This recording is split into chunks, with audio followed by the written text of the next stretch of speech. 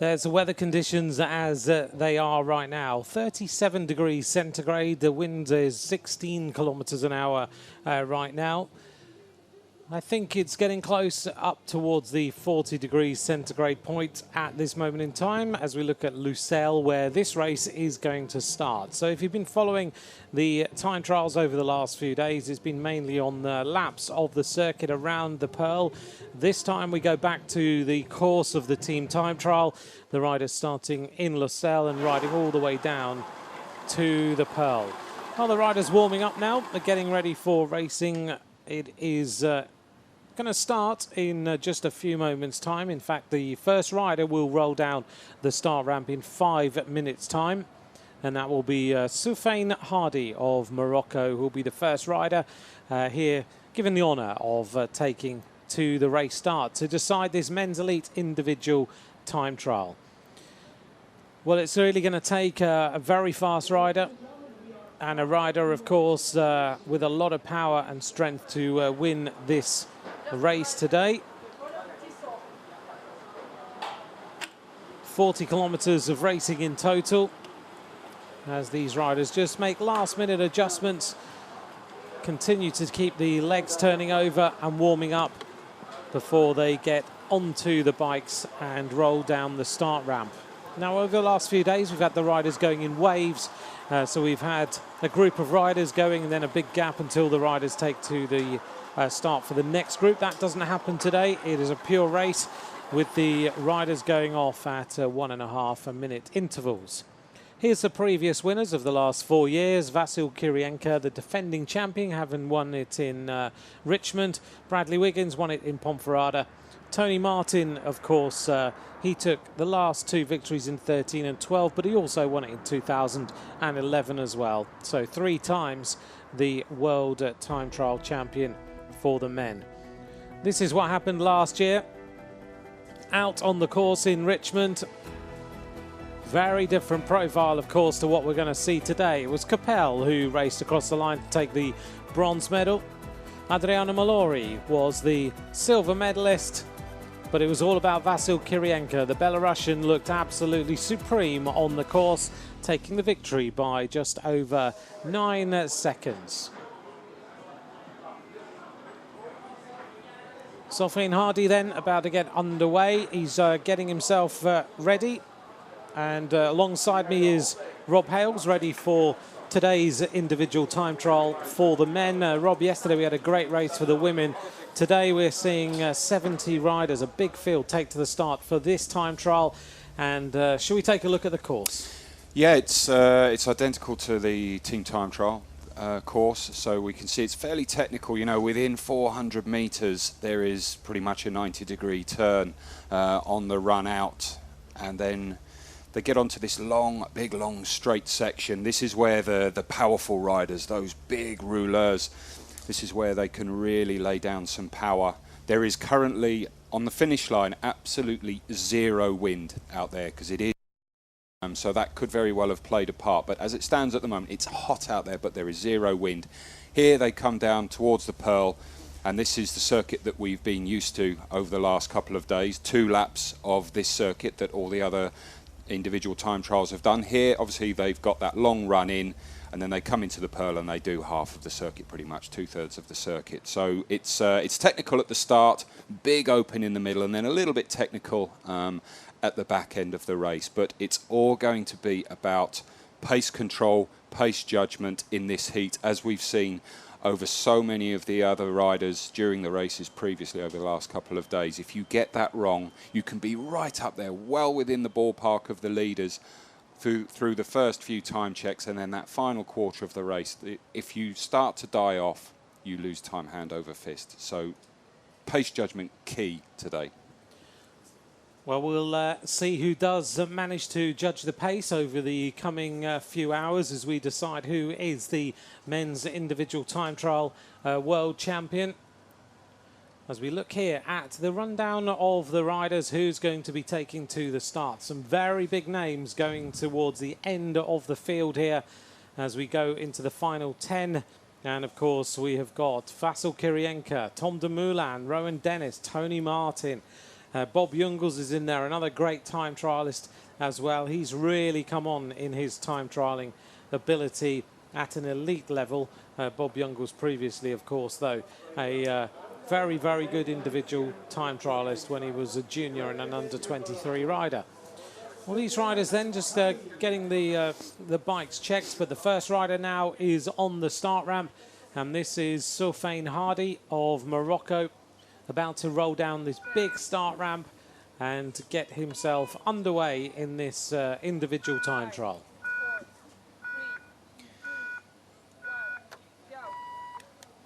He goes now and rolls down the start ramp, a man who is generally racing for Middle Eastern teams, and he into this first phase of this individual time trial.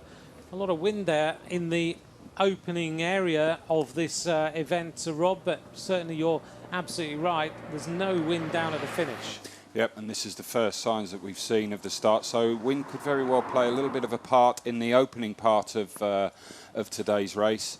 But here for Hadi, well, it's a long, lonely road ahead of him. First man out there, he has the unenviable task of chasing, well, absolutely no one. He's just got to keep the lead motorbike that's taking him around the course. Just keep an eye on him. But you know, it's a time trial. It is the race of truth. It's you against the clock. But as we have seen in previous races, if you start later on and you are going well and you have your minute man, sometimes your 2, 3 and 4 minute man, you can catch them out on the road, and that really does help. But obviously, for the first man out here, the first of 70 riders out today from Morocco, it's just him against his own feelings, and you know, we'll just have to wait and see how he copes with this ride here today. Yeah, and in the nicest possible way, he doesn't want to see anybody until the finish, to be honest. He doesn't want to be caught. Bonaventure Uwazumana is about to start for Rwanda, rolling down the start ramp, choosing the deep section carbon wheels here to slice it through the air. And he's just going to settle down into the rhythm. So the first group of riders, the first big name, I guess, we're going to see is going to be Gidemenes Bagdonas, who will be the 10th rider to take to the start line. Also going relatively early is Ryan Mullen, the young Irish rider, who will be starting 13th today. Let's hope it's a lucky number for Ryan Mullen. I'm just having a look at the race map, and between the first time check and the second time check, just before they enter the trickiest section down West Bay Lagoon, and then finally onto this final little circuit here, the loop round the Pearl, it's actually a tailwind. If the wind out in the open sections as it is at the start line here. It's not a big wind, but certainly enough to make these flags move. And still, just to reiterate, there is absolutely zero wind here at the moment on the finish line here. So there could be some very fast, you know, which will suit the more powerful riders, I think, just to really get up on top of that gear that they'll be using, and to have a nice, big, long, flat, straight section with some tailwind really will be, you know, that'll make 1 or 2 riders pretty happy. Just thinking, one rider I think has just missed the start, Rob. So Saeed Alawi hasn't taken to the start. This is the next rider. This is Mohsin Khan of Pakistan. Yep, so again, the rider from Pakistan, he's not going to have anybody really to chase. He's got 2 minutes to make up if he wants to get anybody in sight. Philip Mercer has given us our first question of the day. Despite the number of roundabouts, Rob, do you feel the course will favour power over technique to find the winner? It's a little bit of both, to be honest, Philip. It's certainly power is crucial. If you haven't got that, it doesn't matter how much technique that you have. You know, this isn't a prologue. This isn't a really tight, sharp prologue. You know, although on the course map they are big 90-degree lefts, there are a couple of 180-degree turns that the riders have got in the opening couple of kilometres, and then on the final run-in as well to the finish. But ultimately, it's about power and fitness. But as we've seen in the previous races, if you have no technique, you will lose some time. But ultimately, it is power over technique, certainly. Okay, so the riders will be looking to keep the power on all the way through this ride as Mohsin Khan of Pakistan is about to get underway. This is the third rider to take to the start. Should have been the fourth rider, but Saeed Alawi has not started. Getting underway then and getting onto the aero skis as early as he possibly can. Get the bike up to top speed. So in the hotel where we're staying this morning, I saw Tony Martin, and he went out for a little warm-up by the looks of things.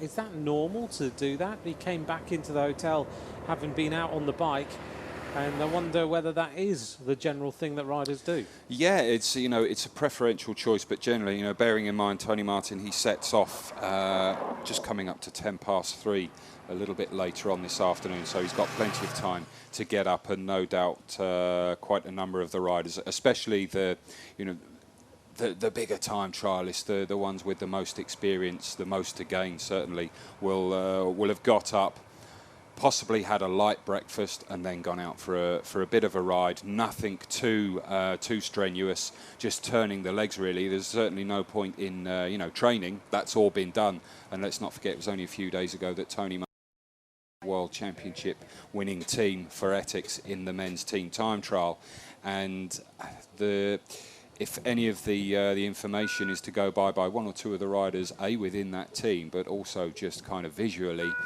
Tony Martin seems to be back on form, and I think he is right, and rightly so. 6 times podium already over the years in the individual time trial, 3 times a winner. But he's had a little bit of a lackluster year, I think, in time trialing pretty much this year. He seems to have struggled, and a lot of that, I think, was psychological as well. I know he's changed his position a little bit. I was talking to one of the guys from the German team earlier on a few days ago, and I said, what exactly is it that Tony Martin has done to his position? And it's pretty much his hand position on the bars. He's gone back to a more parallel forearms like we see Hadi here. Certainly he will be a little bit more efficient than the Moroccan rider here in his setup, but what we see with a number of riders, they either choose this, which is kind of a more of an old style position with your hands parallel to the ground with your elbows, or the more kind of praying mantis position where your hands just come up a little. For me, that's more efficient, but Tony Martin felt that he was losing power, and it was playing with his mind a little bit, and well, he's changed it back, and he certainly seems to be back on form, the sort of form that we would be expecting from him. Yeah, so it looks like it has worked for him. But yeah, he went out on the bike this morning. He came back into the hotel at around about 10:30, maybe just about 10:15. Yeah, and he'll certainly be wanting to improve on his 12th place from the Olympics, the recent Olympics in Rio. That was a little bit of a shocker for him, I think. He has had one win this year in the Tour of Britain, actually. Recent Tour of Britain in the time trial there. Last week, or a couple of weeks ago, he was 13th in the individual time trial in the Eneco Tour, if that's a kind of guide to go for, but he was certainly one of the more powerful riders within that World Championship winning team team time trial squad. He looked very, very good indeed during that time trial. Not really getting a shot here of the riders on the start. We are seeing the bikes being measured. We go back to the start now. I'm just picking up as to which rider this is, who is about to take to the start, and this is Reddy Halila, who is about to roll down the start ramp for Albania to get this individual time trial underway. The Bagdonas of Lithuania will be starting in just a few moments. Andre Grifko, Ryan Mullen will also be taking to the start very, very soon indeed.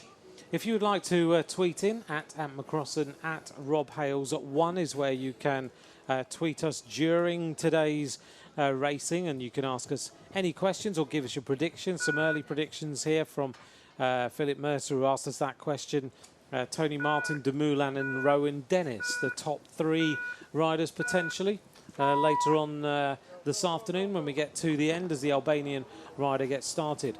I had an interesting conversation about 20 minutes ago, just before the race start, and the Danish team have been measuring the temperature and the humidity throughout the entire race, and contrasting if you go early or go late in the starting order. And what they found, certainly over the last 2 days, is that the temperature is pretty constant throughout the entire time trial, but the humidity has gone from around about 55 to yesterday afternoon in the women's time trial to 30.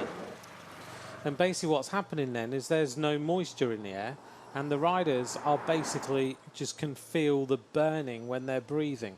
But earlier on in the race, they're able to breathe. Well, that's what we were expecting, wasn't it, in terms of, certainly we didn't really figure into account humidity, but it certainly seemed to suit a lot of the earlier riders. Here, obviously, we're starting a lot later in the day, and you know, temperature-wise, I think it's, you know, the temperature has certainly risen throughout the day over the other races, but I think maybe with reflective heat as well coming up off the road, it hasn't really changed the ambient temperature for the riders so much.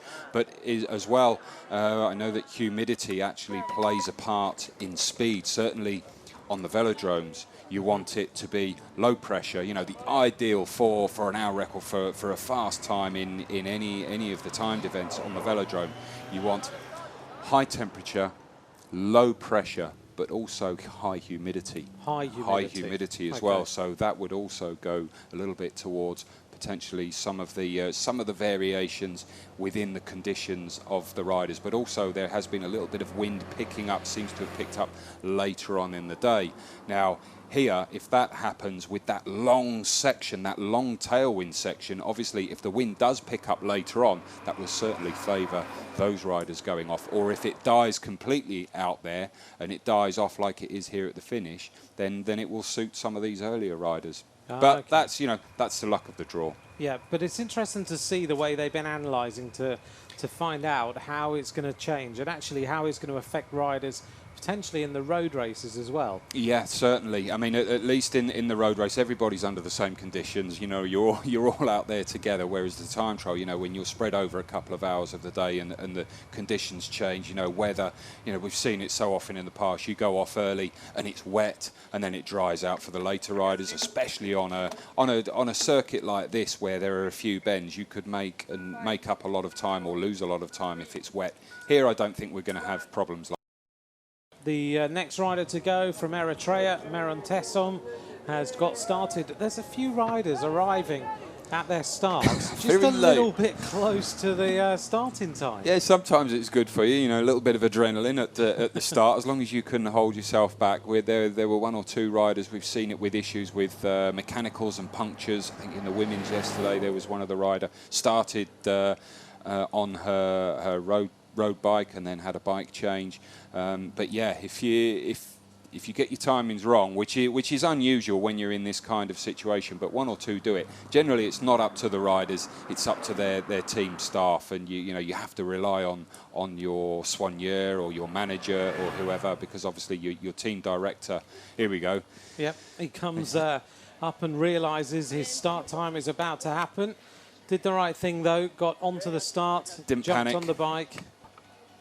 And was literally given the 5-second countdown. And then realised that his visor was still up on his helmet.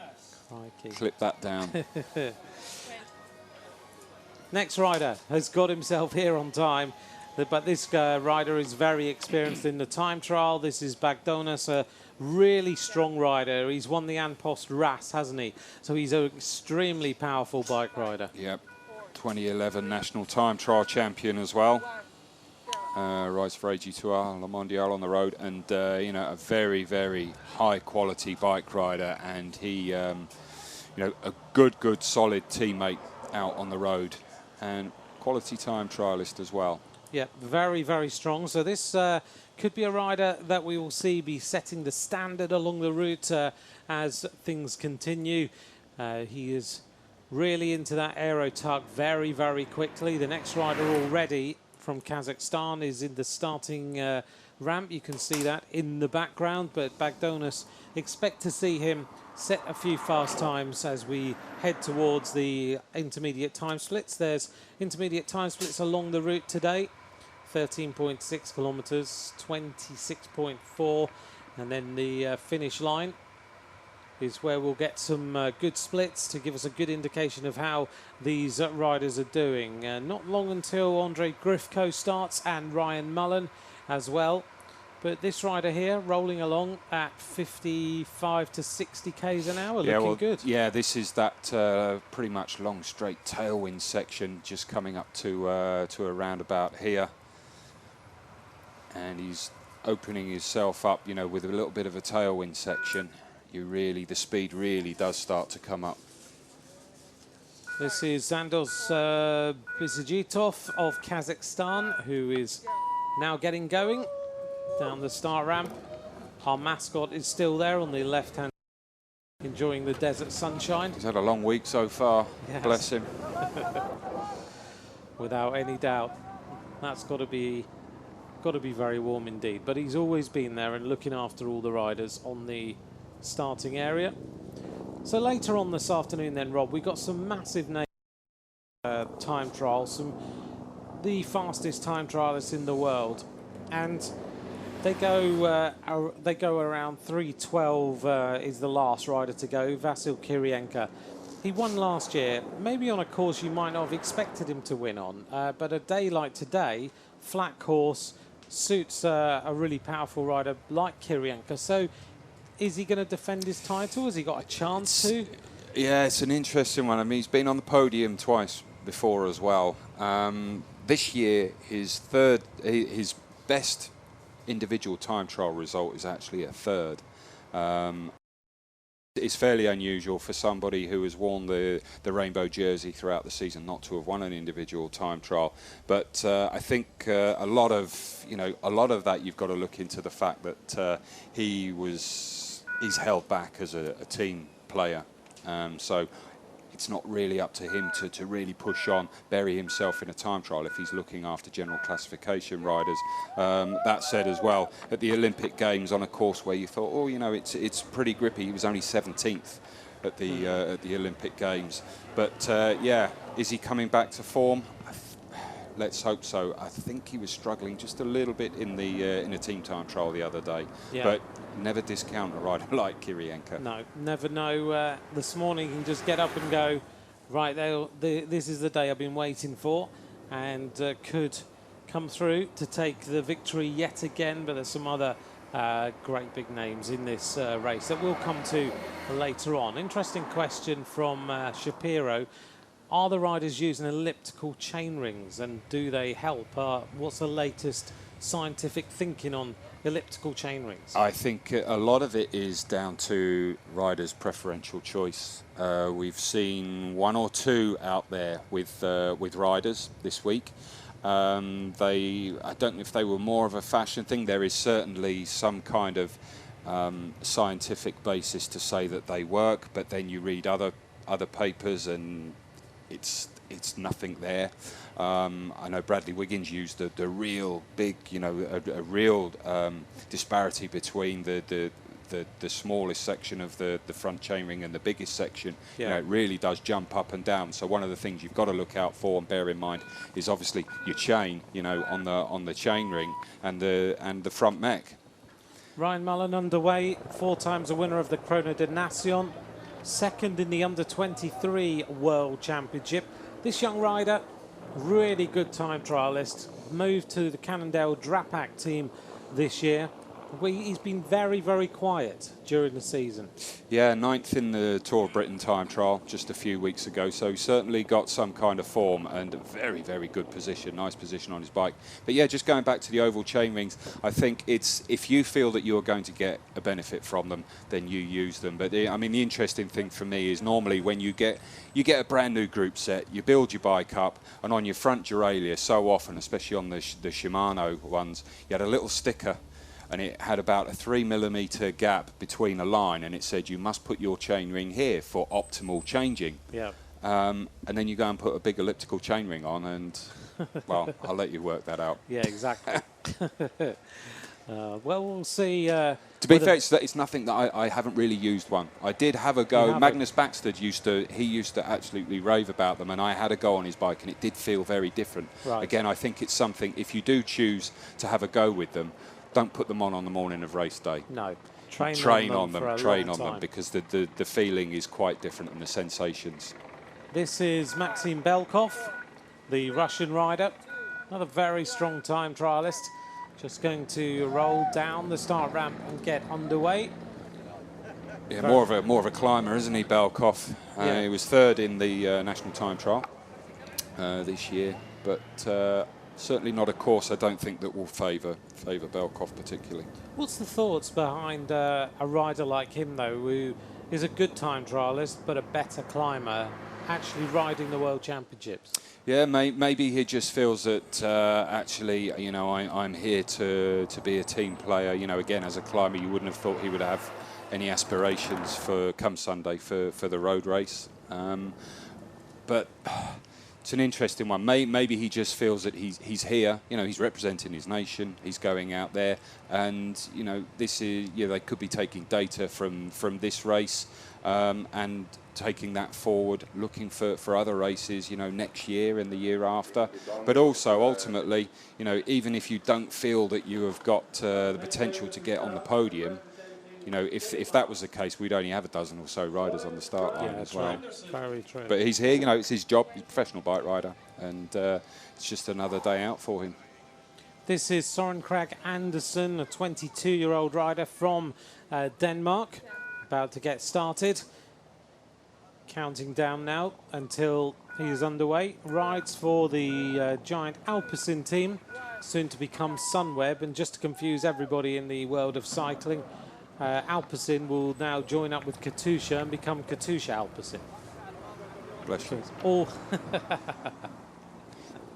It's all change as far as that is concerned. Keiko Flores has said that a prediction of Tony Martin winning today's time trial. And another question from Daniel Hennessy here, Rob. Is the sand playing any part in bike handling and performance out on the road?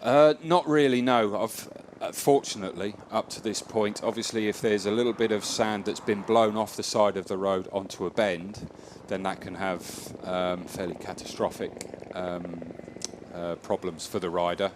You know, I don't think we have to go into too much detail, but if you're banking the bike over, especially at speed, and you hit some sand on a bend, then you don't have to, you know, you don't need a big imagination to know exactly what's going to happen. But generally, no. If the wind was really blowing here and you had a bit of a sandstorm, which can be quite common here, then yeah, that would have a hugely adverse effect. But up to this point, it's all been good. Yeah, we've only seen one or two crashes. Senna Lazen was one of the riders who crashed a few days ago. This is Reto Hollenstein of Switzerland, second in the Baloise Belgian Tour, about to roll down the start ramp and get underway for the Swiss team. Those riders who are coming up, Vegard Stake Lungen, who's a very good Norwegian time trialist, but one rider who we are going to see very shortly, and even could be getting a bit of superstition as far as his number is concerned. The rider that might surprise a few people, certainly in the opening number of riders who are going to take to the start, is going to start in 6 minutes' time, and that is Marcin Biablowski, the Polish rider, an extremely good time trialist. He's starting at 13:57. We're now at 13:51, and Marcin could surprise a lot of the opposition here, Rob, this afternoon. Yeah, Marcin is one of those riders. He's been up there, top 10, 9th, in fact, last year. And I know we were chatting about Marcin a few days ago, and you've spoken to him since then, and he was actually disappointed with that result, which goes to show exactly where he feels he should be. But I know back in, I think it was the end of the first week in September, so fairly recently, he had a fairly successful weekend back in the UK. He's a UK-based rider, and he broke Alex Dowsett's 10-mile and 25-mile time trial on the Saturday and the Sunday. 16 minutes and 35 for 10 kilometres, for 10 miles, almost 16 kilometres. for those who work in metric, and 44.04 for the 25-mile time trial. And he was actually quite disgusted with himself that he didn't make it just under the 44 minutes, which again just goes to show his expectations. But just moving back to the start, it's interesting to note the wind is picking up a little bit, as we can see, but it's also changed direction. It's a howling tailwind out of the start, which will help those riders, but they just have to make sure that they don't overcook it right at the very start and get carried away. But it means that that long, straight section that we've been talking about earlier, it'll still be behind them, but it's more of a cross tailwind now, so it will have slightly different effect. But it doesn't seem to be blowing enough to give any issue. And the direction certainly in that open section with controlling the bike. Obviously if it's very windy and you've got crosswinds blowing across and gusting when you've got a deep section front wheel, it's almost like someone grabbing your handlebars and pulling it from under your arms. Alexei Van Meulen of the United States of America, the 21-year-old rider from the USA, Lotto NL Jumbo he rides for, is now underway. And so we have seen the first riders start to go through the opening time split. So Fane Hardy is the fastest rider, 18 minutes 35.28. Here is Marcin Biablowski.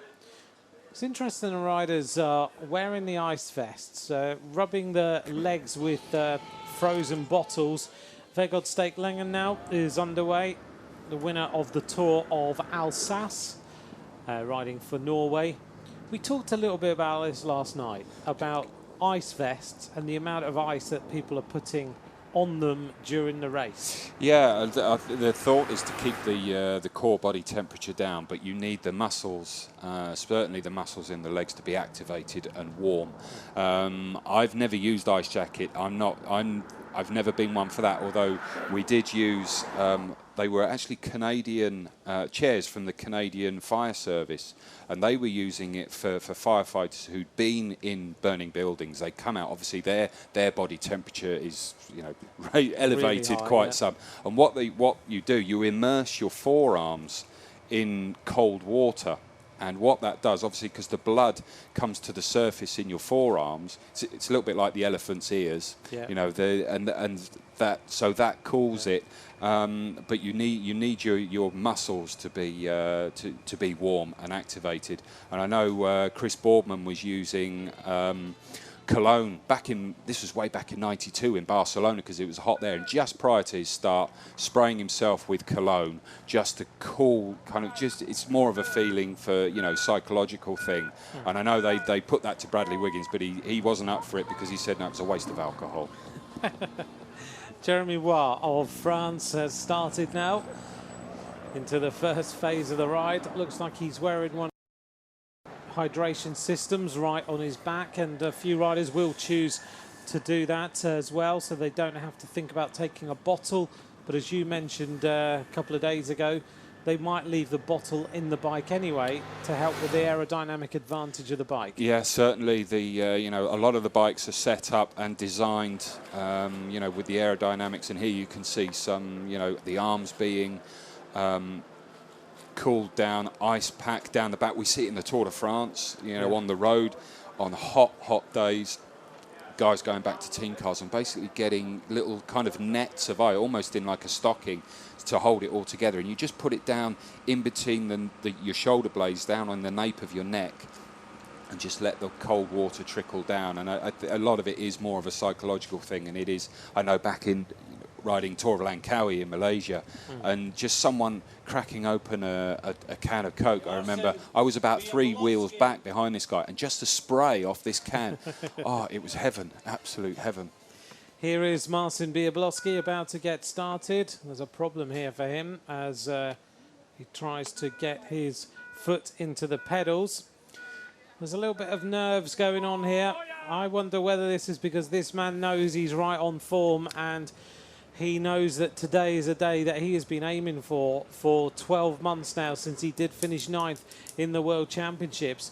There was just a little bit of on there, and he's now into the aero tuck immediately. No hanging around, straight into full power. Yeah, you can see the difference here between Marcin and a lot of the other riders out there.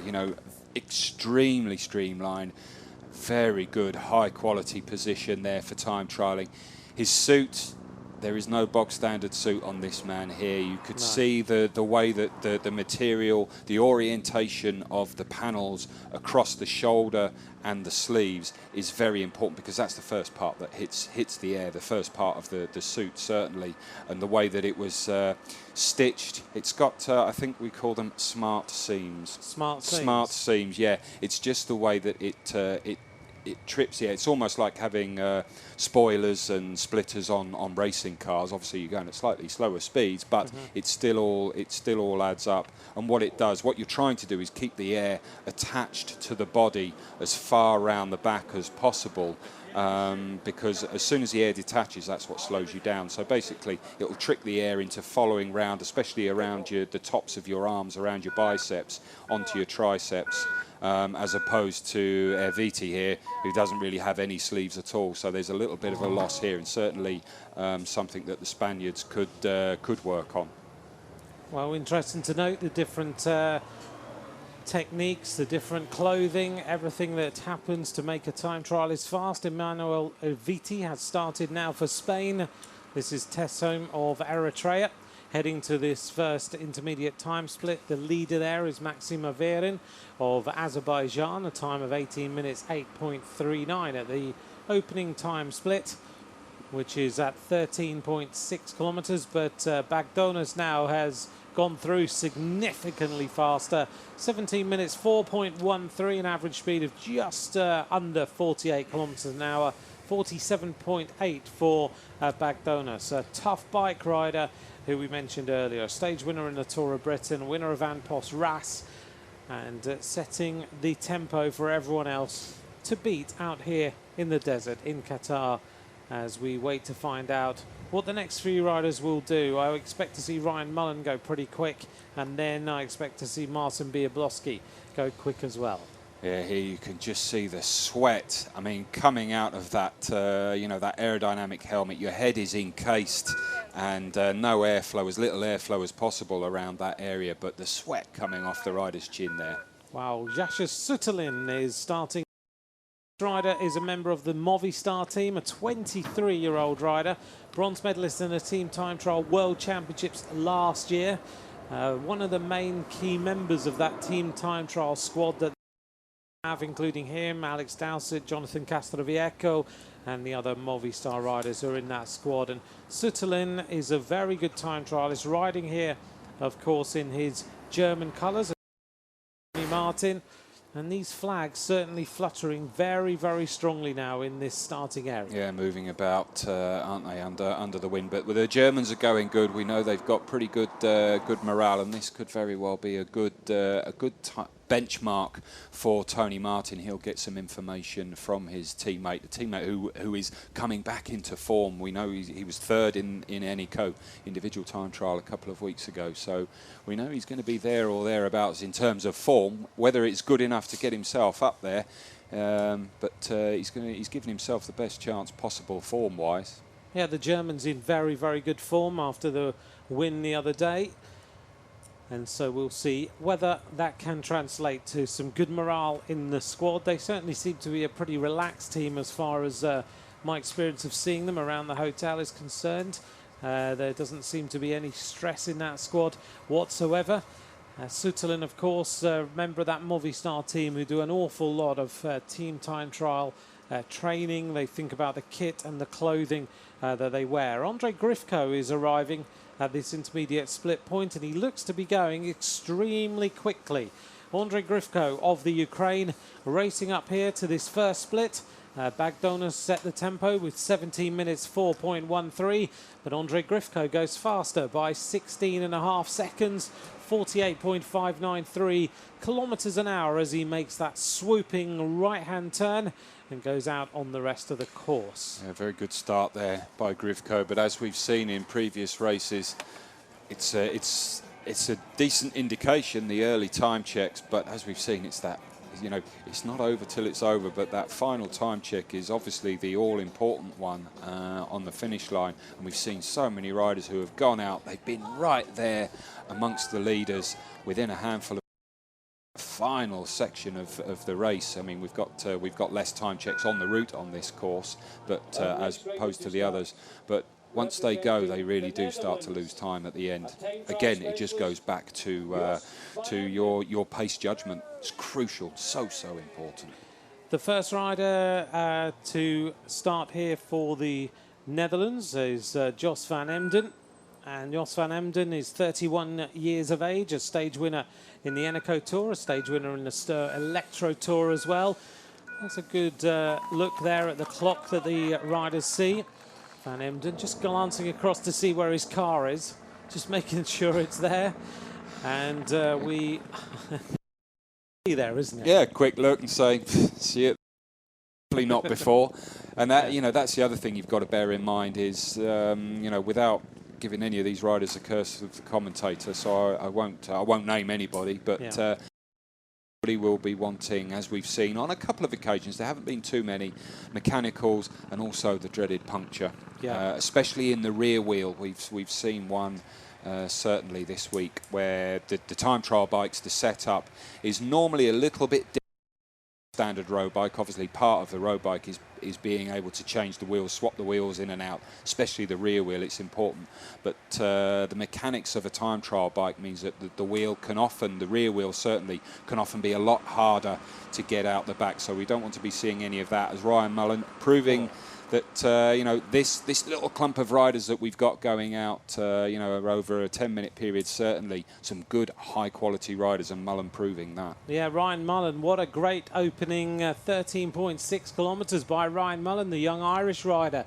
16 minutes, 13.56, an average speed of over 50 kilometres an hour, 50.290 kilometres an hour by Ryan Mullen, the rider who finished silver medalist in the World Championships as an under-23 rider.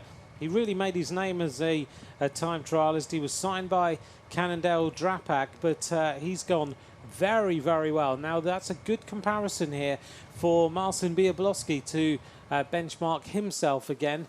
But this is Maxim Belkov, who's coming up to this same point at the intermediate time split, and it looks like Belkov, just as you said, Rob, more noted as a climber, is going to be well outside the time of Ryan Mullen, and I wonder whether a lot of riders are going to be outside the time of Ryan Mullen, because that is a very, very fast opening phase. It is. 50.2 kilometres an hour. Yeah, very quick. But again, just to reiterate, you know, the opening time is, you know, it's important if you want to be there up in the running in the final few kilometres and obviously across the finish line.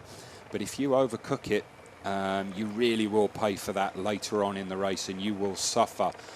That said, if you go out too easy and you lose a little bit too much time, you know, if you going into that second time check at 26.4 kilometres and you're still around 30-40 seconds off, it just means you will still be fatiguing, even if you're holding something back.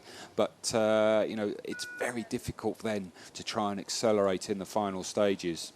This is the first rider we've seen in these championships from Qatar, Afif, and gets a great welcome from his fans there at the start line. The Qatari rider, nice to see. We were supposed to have a couple of them yesterday in one of the events, but they didn't take to the start. It's great to see Abdullah now taking to this World Championship, and it must be a great experience to be here in this time trial, riding for your home country in your home country. Yeah, I mean, whatever the result here for Abdullah, I think it's fair to say that his performance will be elevated somewhat on a personal front for him if he can keep control of it. It doesn't always pay to be in front of a home crowd, because sometimes you go out and you get a little bit get a bit excited, but certainly the conditions shouldn't be of a problem for him. He should be fairly used to this kind of weather. But yeah, it's always nice to be able to perform, and you know, certainly most of the riders I know, and from personal experience, very proud to represent your own country in, you know, your country in your own on your own shores. Well, we'll keep an eye on Abdullah and see how he's doing along the route. He wears number 45 today in this time trial. This is the men's individual time trial to decide the world champion. The most wins in this is by Fabian Cancellara, who's won on 4 different occasions. Tony Martin, 3 wins. Michael Rogers, 3 wins.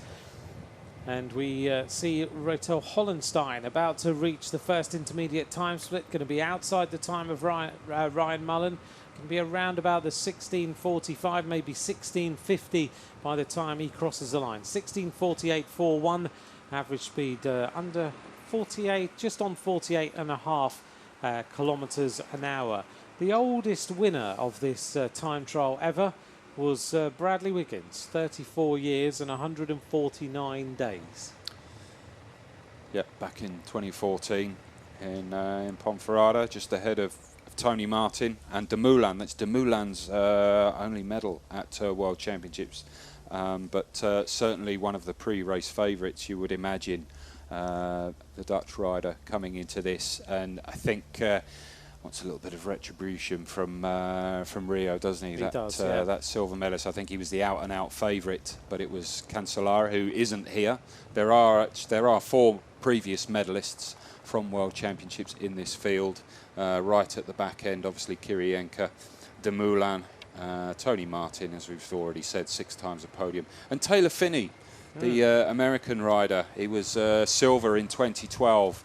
Had a big accident, almost a career-threatening, career-ending accident. I think the week he actually won the American Time Trial Championships, broke his leg, and he's on the comeback trail. He is. He's on the comeback trail. He's signed for Cannondale Drapac for next season, switching from the BMC racing team over to them for next season, which will be an interesting move, going from BMC to, which is a USA registered team, but predominantly more Swiss than it is American, but going to a pure American team with Cannondale. It'll be interesting to see how he responds to that. Yeah, and Taylor, you know, obviously a huge talent, but you know, just obviously not. I think it's fair to say it knocked the edge off of his potential, didn't it, with that accident? But yeah, you know, he was hoping to end. I know that his quotes would be, "If we can win the world title last week in the team time trial for BMC, that would have been the cherry on the cake." Unfortunately, it didn't quite happen for him, but he goes away with a silver medal. Looking here at Jos van Emden, the Dutch rider, continuing with this time trial. The fastest rider on the course so far, we know, is Ryan Mullen of Ireland. He is the rider we're concerned about right now, but we'll wait and see what happens when the likes of Biablowski and Sutherland, those sort of riders, reach that intermediate time check. Also, this rider, Jos van Emden, we'll see how they compare to the time of Ryan Mullen, who looks to be riding very strongly indeed. Yeah, this first intermediate time check that comes up at 13.6. Here we can see it as a Norwegian rider. Lingen just comes up to that. They then go through it, and then it's a right-hand turn here, and this is then that long, straight, open section. And we can see that actually the wind, there isn't too much there. You could just see the branches in the trees on the left. So it's fairly still out on that section there in the you know, that long straight section as they come down towards the circuit here down at the Pearl. I guess if the wind's going to blow like this, as it is out here at the weekend, that can totally change how the road race is, because if there's any crosswinds, this race will be very different. Yeah, from a viewer's point of view, from our point of view, I think we're hoping for and rubbing our hands for for a little bit of wind. Yeah, you know, it won't need too much either, because it's so open out there.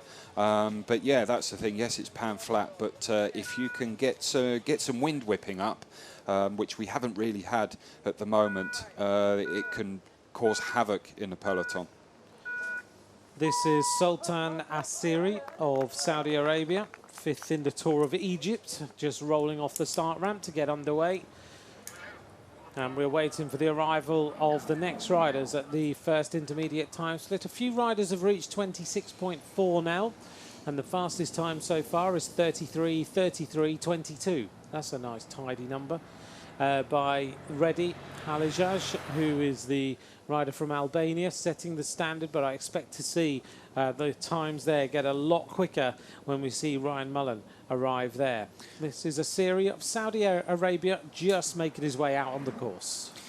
Yeah, again, one of the riders, you know, we've, you know, varying equipment out there, and, you know, position is key.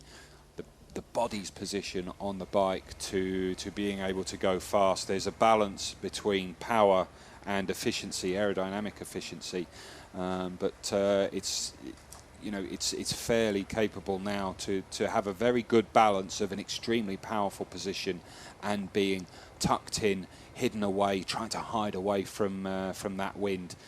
As there we get a.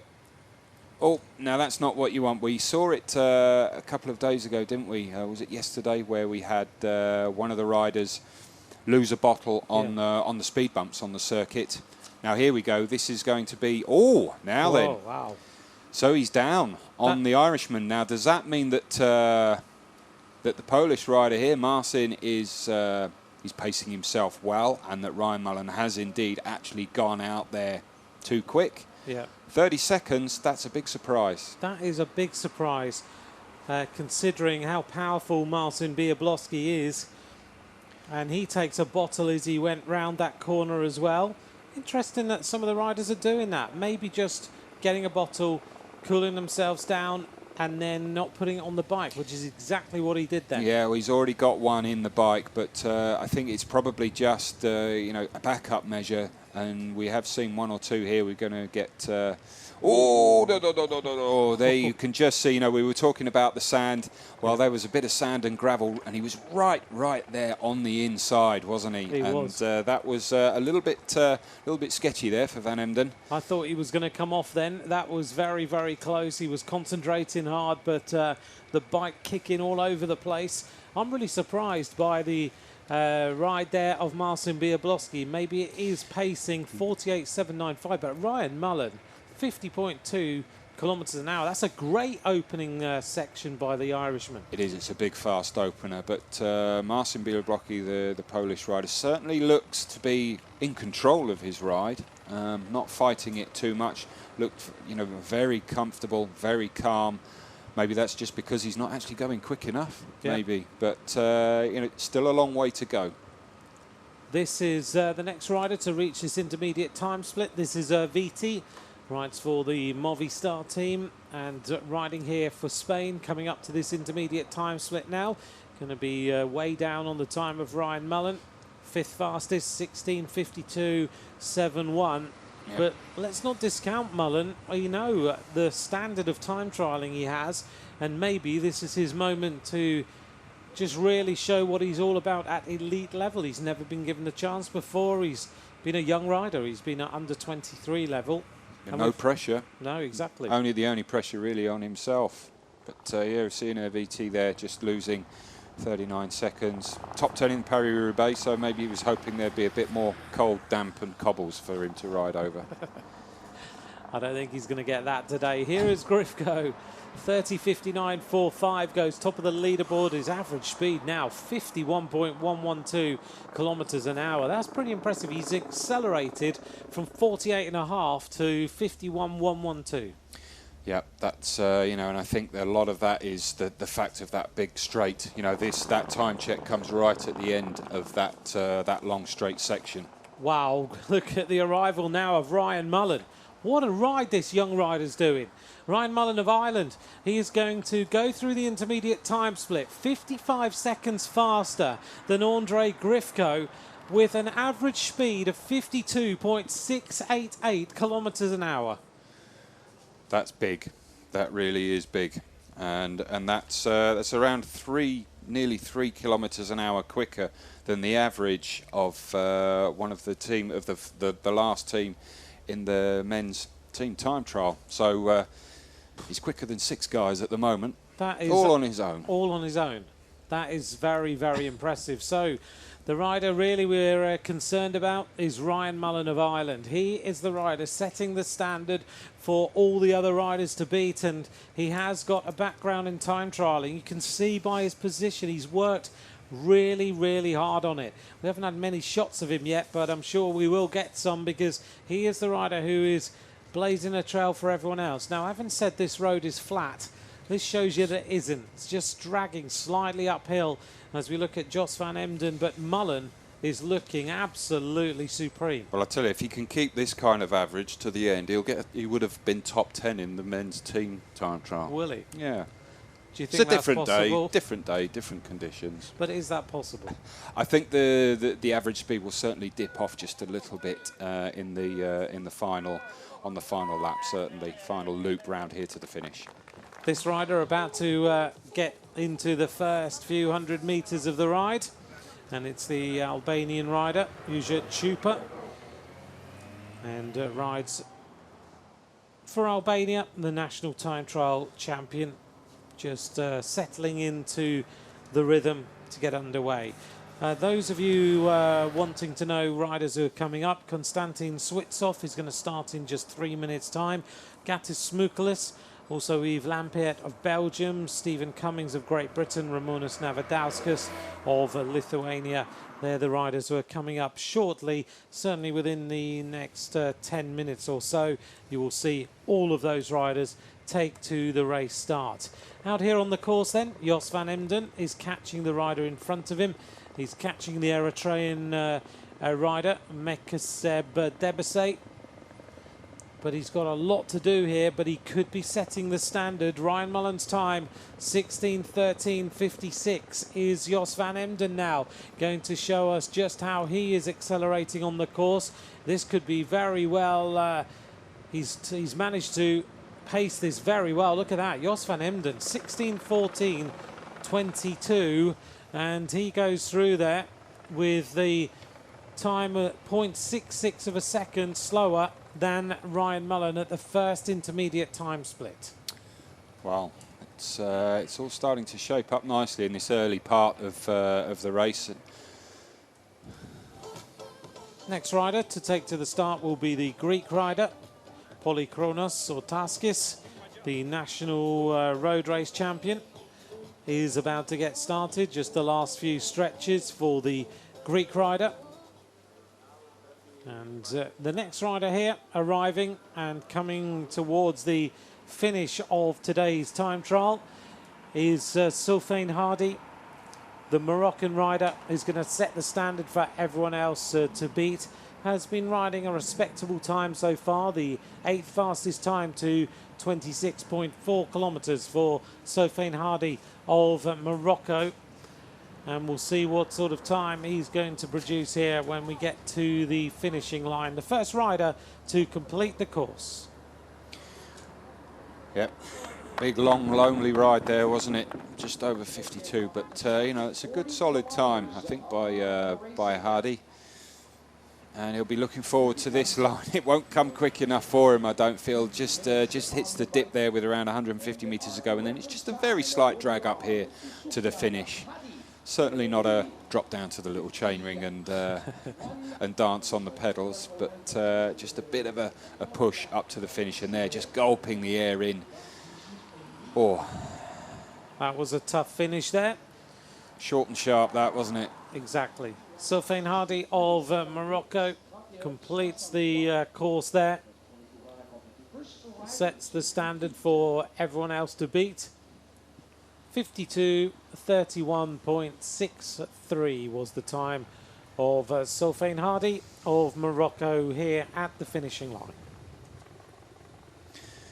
And here we've got Van Emden, second in the recent Eneco Tour individual time trial, so we know that he is on form. And he's showing that right up there with Ryan Mullen at that first time check. Now on this big, long, straight run in there, you can see big open section of road there, and you can see the heat just coming up off the road. Yeah, he's keeping his concentration well. He's the second fastest rider, 50.256 kilometres an hour. Ryan Mullen 50.290, but we know that Mullen has accelerated into the second phase of this ride, 26.4 kilometres an hour. And Van Emden looks to be tracking very, very well indeed. Look at that, round about the 53 kilometres an hour mark. It's amazing how these riders never look like the big effort is being put in. It's just metronomic, isn't it? Just the legs up and down, nice and easy. Just looks like he's out for a nice steady ride. It all looks nice and calm and serene, doesn't it, from here? And you can see he'd be a fairly decent pursuiter on the track if he can hold that line, just sat obviously on the painted line and feeling that that's the place he wants to be. Obviously a little bit smoother than perhaps the tarmac on the road, but the only issue is every time you come off the edge of that is obviously a little bit of a ridge, and that will just scrub a little bit of speed off on the side of the tyre as you get caught from left to right. But there you can see every time he gets up onto that painted line. Probably won't be seeing too many riders doing that, but we'll have to wait and see. He's obviously been feels that's the right one for him, because he would have been riding out on this course and trying it. This is Zupa of Albania, wearing number 37, continuing with his time trial.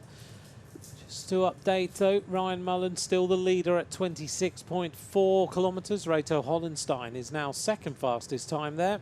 The Swiss rider goes through 23.36 seconds slower than the time of Ryan Mullen of Ireland. Back to the start line then. This is Elkin, an Azerbaijan rider who's just rolling down the start ramp to get underway.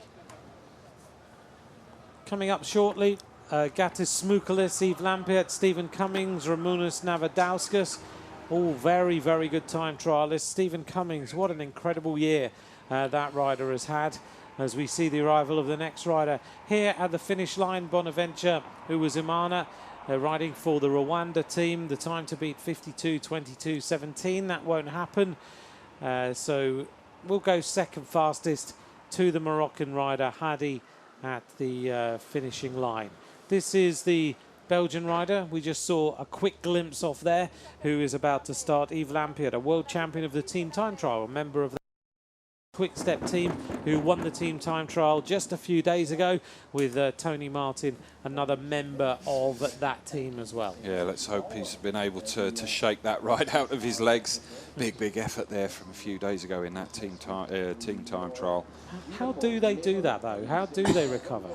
It's part and parcel of being a pro bike rider, isn't it? You know, the amount of racing days that they have, and in fact some of them may very well have struggled a little bit in the team time trial, but that's their opener. You know, it just opens your legs up, it gets your system going, and you know, you see it. They may very well be tired and fatigued, but actually once you get on the bike, your legs start to come in, and you see it. You know, in stage races, you know, riders get better and better and better. Off the bike, you're fatigued. You need it almost airlifting out of bed at the hotel every morning. But then as soon as you cock your leg over the bike, you really do open up. And, you're okay. You feel good. Yeah, but you know, it's part and parcel, and the guys train for that. Yeah, and there we go. There's your man, Steve Cummings. He's getting himself ready for this individual time trial. He's got the ice vest on and the skin suit. He's putting a bit of ice down the neck as well to make sure that he stays with the core temperature as cool as he possibly can. But this man's had a great season, hasn't he? Incredible season. Helped a little bit by that man there holding his shoulders.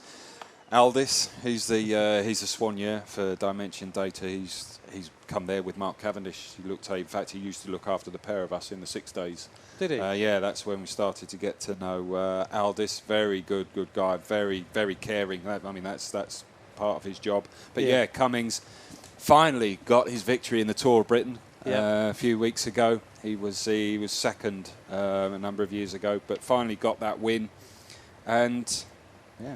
Second stage win in the Tour as well this year, 2 years on the trot. Yeah. Again, we've mentioned it the other day about the morale of riders, and specifically in that squad Dimension Data. Steve Cummings is one of those guys, that's what he revels off. You put too much pressure on him, he cracks, he crumbles. He doesn't like it. He almost butts up against it and says, no, in that case, I'm not doing it. You've got to let him, you know, you need to give Steve Cummings, he's one of those riders, you just need to give him a little bit of space, a little bit of room, and, you know, let him go out there and do it off his own back, and obviously help and guide him. And he's absolutely loving it on the squad and really is performing well. Here's the arrival of Marcin Biablowski. It's not his day so far. At the second intermediate time split, he's going to come through. Ryan Mullen, the Irish rider, is the rider we really want to be seeing right now, because he is the rider who is blazing the trail on this road. Marcin looks fast, but he's 30 seconds down, and in fact, he's no Ryan Mullen at this point than he was at 13.6 kilometres. He's actually a couple of seconds slower, and he's dropped a little bit more there, which is quite surprising. But again, is he holding something in reserve, and can he continue with this average speed right the way through, as opposed to Mullen, who could very well crack, especially once we start jumping in and out of one or two of the bends on this final circuit on the running. Well, Jos van Emden is the Dutch rider who is rolling along here, trying to keep the pace as high as possible. And we've had 3 riders finish so far, but Ryan Mullen is the rider that we want to see how he does, because he is the fastest rider on the course so far. 30 minutes 3.83 at that 26.4 kilometre time split. He'll be very proud of this ride if he can continue like this.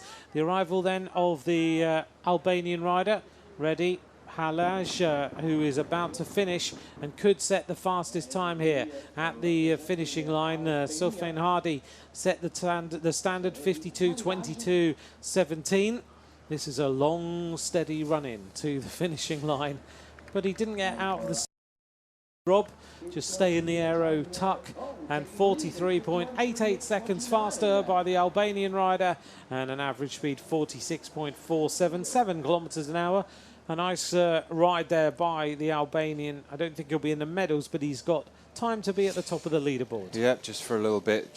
Seemed fairly pedestrian, didn't it, for him? Like I say, yeah. He didn't get out of the saddle. He was in a big gear, just grinding that gear up, that little short drag up towards the finish. Crossed the line and didn't really have too much expression on his face. So I'm wondering if he's left a little bit out on the road there, and a little bit too much in reserve.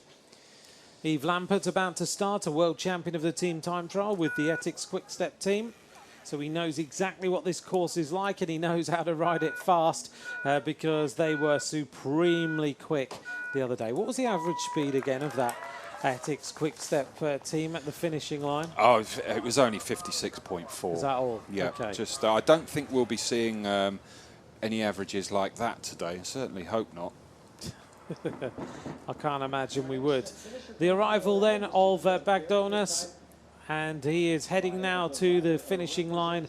He is going to set the fastest time, no doubt about that. Behind him is Averin of Azerbaijan, but is Bagdonas 48.31.2, just underneath 50 kilometres an hour, 49.482.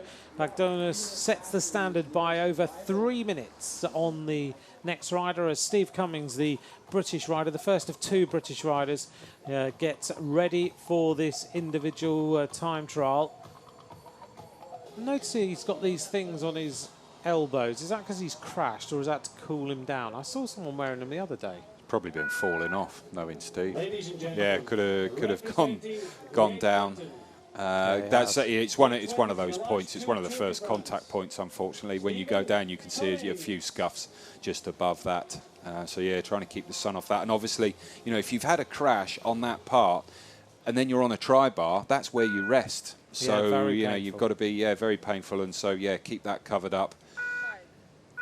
Stage winner in the Tour de France ×2, stage winner Tirreno Adriatico, stage winner in the Vuelta a España, in the Tour of Beijing, in the Dauphiné, winner of Tour of Britain.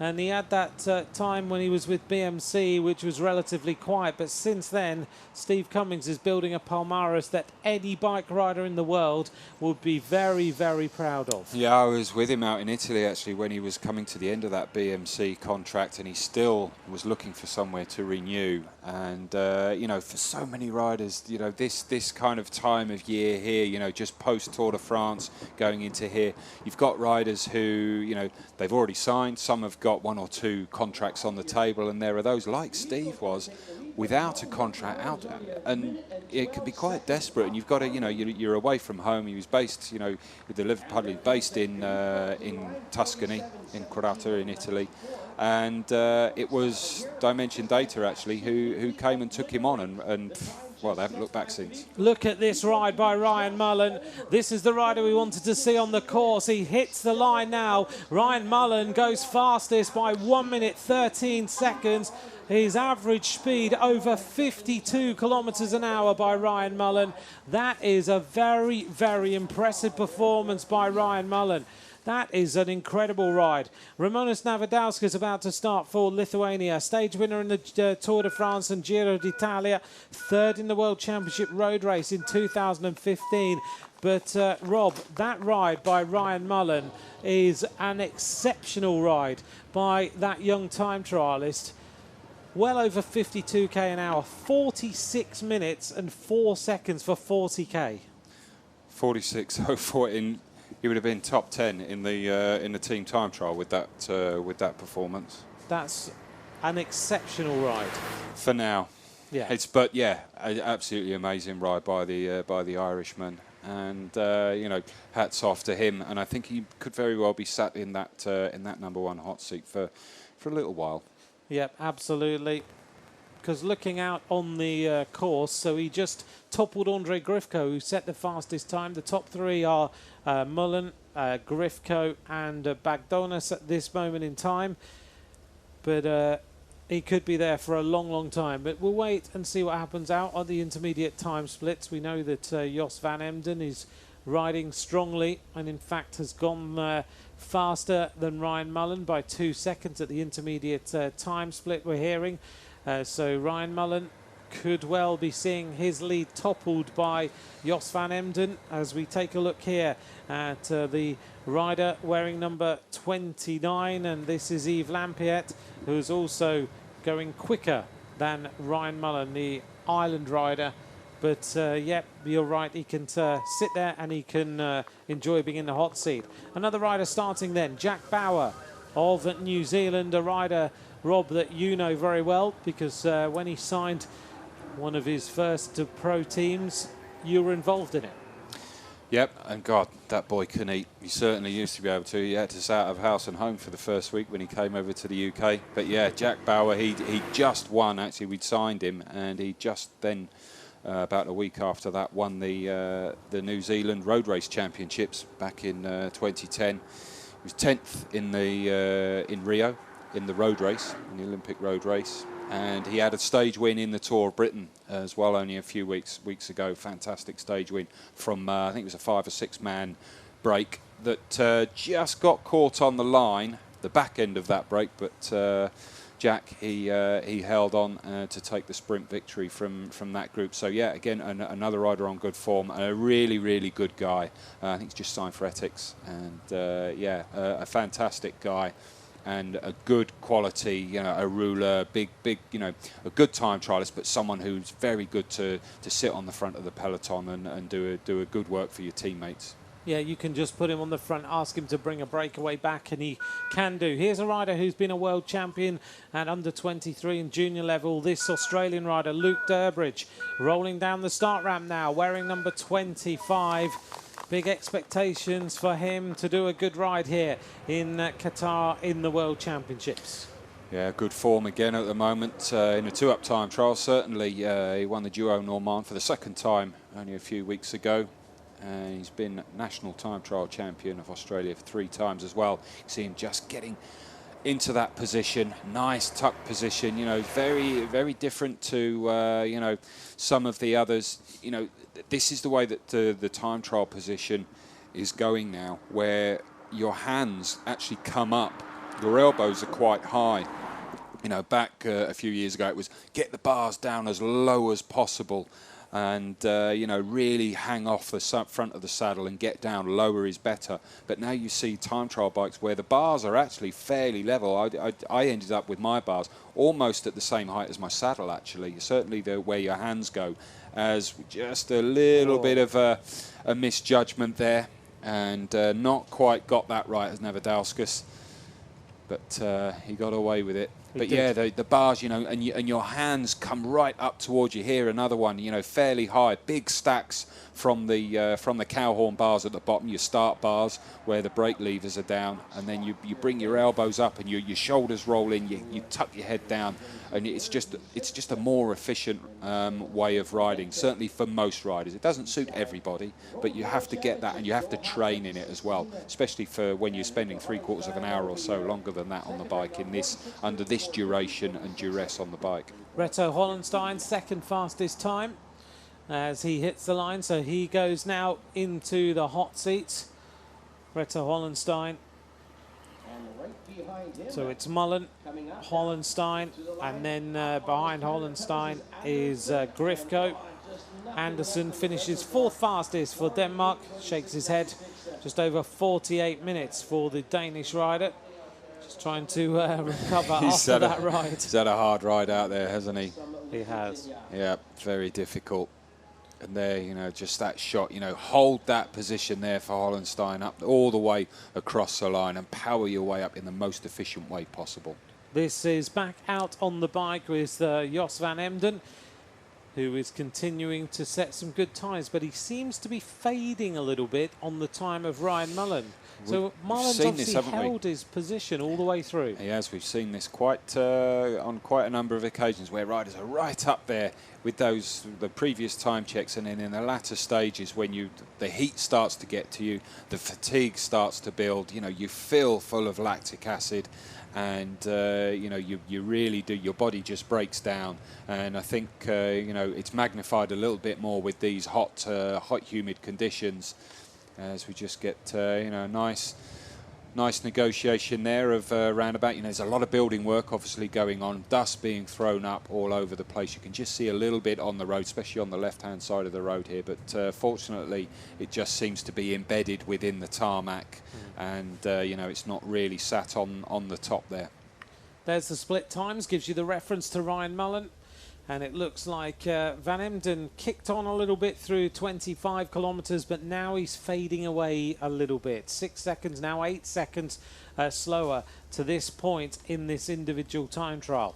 Not long until he goes onto the Pearl and runs in towards the finishing line, where the time to beat is 46 minutes, 4.74 for the 40 kilometres, and he's making his way on there now. Some of the roadworks that are going on around the Pearl in this area to do with the new metro link, which is going to take everyone around Qatar, and that's all being built, and a lot of building work also for the World Cup of Football. Well, I think bearing in mind this whole area wasn't here, it was sea around 10, 12 years ago or so, so they'll probably have it done by the end of next week. More at that rate. This is the arrival then of Vermeulen of the United States of America. They had a great day yesterday with Brandon McNulty and Amber Naben taking the medals in both those individual time trials, and Vermeulen hits the line, fourth fastest, very respectable, 47 minutes 57 for the American rider, who will go into fourth place. And we'll see where he finishes by the end of the afternoon. But those of you who are just joining us, the top places right now: Ryan Mullen of Ireland, Reto Hollenstein in second place, Andre Grifko is in third place right now. Coming up shortly, the riders who will be starting include Primoz Roglic, Nicholas Roach, who will also be starting soon, and also Alex Dowsett, who will be taken to the start line relatively soon for Great Britain. He's just seeing his bike being measured as we see the arrival here of Vegard Stake Lengen, who rides for Norway. Haven't seen him out on the course at all. He's going to be outside the time of Ryan Mullen, but stops the clock now, and the time is 47:27.00 for Vegard Stake Lengen, just outside the medal, so doesn't have to sit in the hot seats for a while. Yeah, big effort there. Again, up the finishing straight, and you can just see these riders as they cross the line. You know, sometimes it just can't come quick enough. You come, they come round a bend. They can't actually see the finish line till around about 200, 250 metres to go or so. There's a bit of a breeze just now building a little bit further down here than the finish line, just coming across. But, as soon as you finish, it's get the fluid down you. Yeah. If you can stomach it. Primoz Roglic underway then for Slovenia. This is an interesting rider, Rob. Rider who won a stage of the Giro d'Italia last May, or May just gone.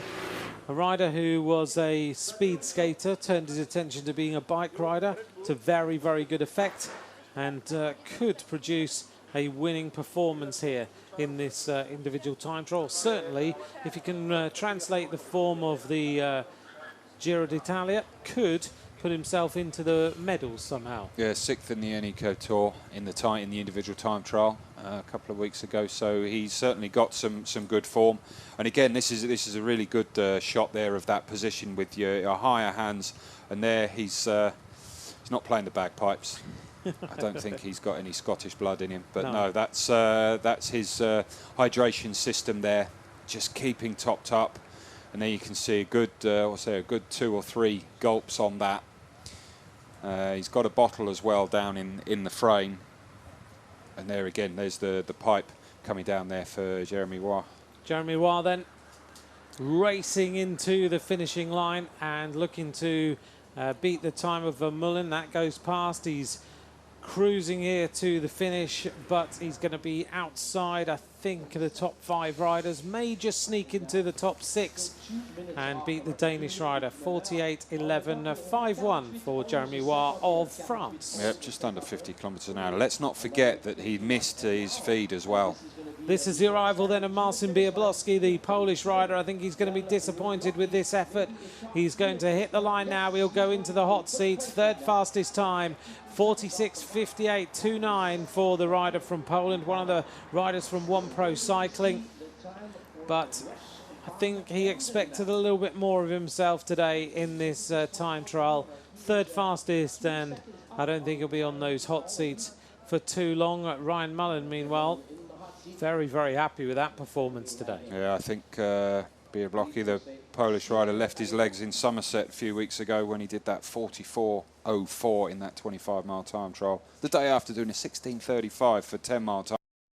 Obviously, people listening in the UK, they'll be able to, they'll get their heads around that. For anybody else, believe me, that's quick. I mean, that's quicker than Alex Dowsett has ever gone. He's had the records. You're talking about people knocking handfuls of seconds off, minutes in fact, of people like Graham O'Brien, Chris Boardman back in the years. Obviously technology has come on, but we know that Marcin has been going extremely well. So yeah, he will be devastated with that, I think. Yeah, I think he will. And just shows you getting your preparation absolutely right is so difficult. He may have overcooked it by a couple of weeks and just ended up the form dropping off when he's got here to Qatar. It's all about timing. It's all about timing. That's the thing. It's no good doing your PBs a few weeks out or a couple of weeks after. It's all about on the day, and that is part of it. That's part and parcel of being a great athlete. Having great coaches around you who understand your form. And the thing is as well, you come out and you have to be. Does the course suit you? Does the conditions suit you? Do they, are they for or against you? Ultimately, some of it can be out of your hands. But once you're on the start line, if you can get yourself in the best shape possible, and then you've just got to let the clock do the, let your legs do the talking and let the clock reflect that. Yves Lampaert is not far away here from the first intermediate time split. The time to beat is still Ryan Mullen with 16.13.56. He's quite a long way from this intermediate time split, this world champion of the team time trial. And as we wait to see where he's going to be, I think he's going to be just inside safely the time of Marcin Biablowski. It is Yves Lampaert who crosses the line now, 16.22.87, 3rd fastest time. A rider who knows just how fast you need to go. But right now, he's got a little bit of work to do. He's 9 seconds down on Ryan Mullen, but a respectable start to this time trial. We go back out here with the rider who is coming into the finishing line. This will be Emanuele Erviti, and looks to be just outside the top 8 riders on the completion of this time trial. So Erviti looks good, but 9th fastest, and will fade away down the standings as things continue and we get some of the bigger named riders of the time trial coming into the finish. Riders who are starting soon.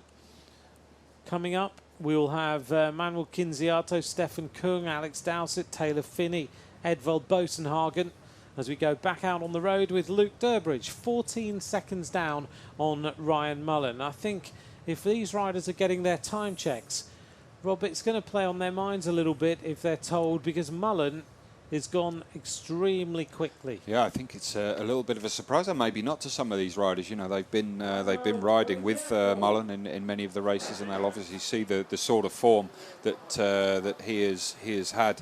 You know, he is the Irish national champion from this year. He won the road race last year as well, and again rode the Tour of Britain a few weeks ago, 9th in that individual time trial. Slightly different kind of parcours to this, admittedly, but we know that he's got the form. But I still think it'll be a bit of a surprise to many. So yeah, you start to hear that over the race radio if that's what you're getting from your team car, and but at least they know that whereabouts they are to him, and then you just gauge your effort. Kinziato, the Italian rider, world champion of the team time trial on 2 occasions. I keep saying Roglic was a speed skater, but he was a ski jumper. That's what I mean to say. I apologise to Petra, who's reminded me that he was a ski jumper, and a very good ski jumper indeed. So he turned his attention to cycling with very good effect. Yeah, I mean, any of those kind of sports skiing, or there are a number of cyclists who were former speed skaters, and vice versa. There are some who switch the two, because it's it's very much a similar effort in terms of the suitability of training for the way that your muscles, your leg muscles and your back muscles work. And some people use it, old school training camps, December type, January type training camps for a lot of the old school pro teams was cross-country skiing. Yeah, exactly. This is Jos van Emden, who now has faded away, Rob, because he was the fastest rider at the 26-kilometre split, and he's going to finish now, and he's going to be the 2nd fastest, but he's going to be 23 seconds down on Ryan Mullen. That highlights the Ryan Mullen's effort there over the last half, the second half of this race. Yeah, you can see the effort, gulping the air in, the sweat absolutely pouring off. Wow. The nose and the chin there, see, just gulping. You see the diaphragm moving up and down, just trying to suck that hot hairdryer air in. Oh, it's a tremendous effort, isn't it? And it takes a long time to recover here. The sweat absolutely pouring off. And there was an interview yesterday, some of the British riders saying that they've never sweat so much. Literally, it just pours out of you. But Navadauskas slower as well by 1 minute 4 seconds. I'm surprised at that. Navadauskas is a great time trialist. He's already been a stage winner in the Giro d'Italia, 3rd in the road race at the World Championships last year, but not producing any speed. No, well, that's ultimately, it doesn't matter how good you look, and one of the riders who does look good here is Luke Durbridge. He's still kind of there or thereabouts, isn't he, in the ballpark, 20 seconds, holding very good form, and I know he's coming into this with, I think he's got some big expectations.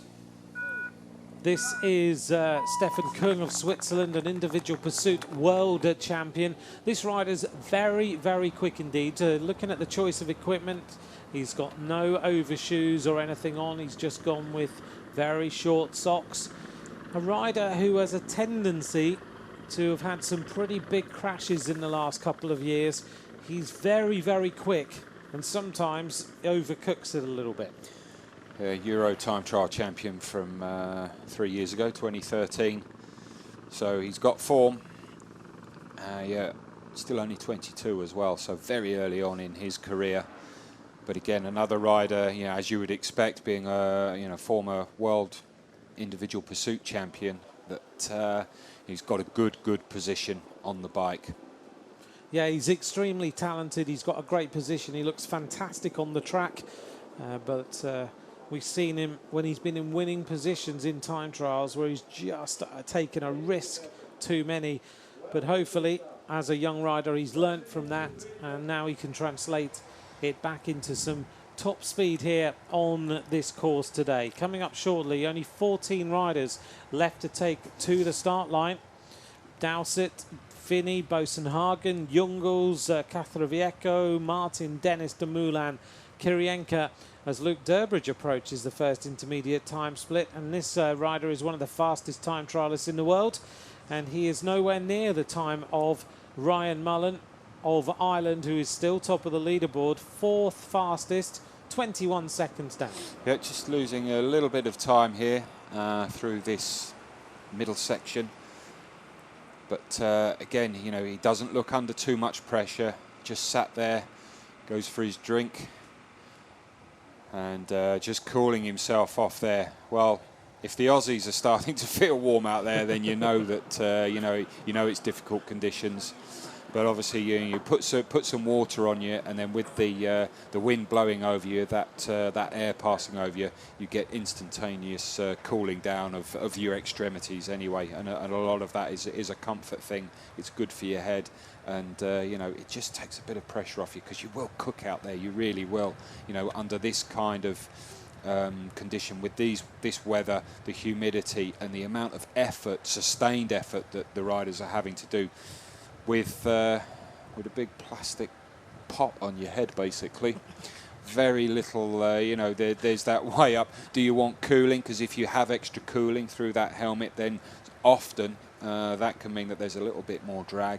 But I think under these conditions, you were better off with a very slight amount of air going over your head, because you can see some very funny things that riders will do, and no doubt we'll see it come the weekend in the longer road races, where you do literally cook your head, and you know, some of the decision making can be quite funny.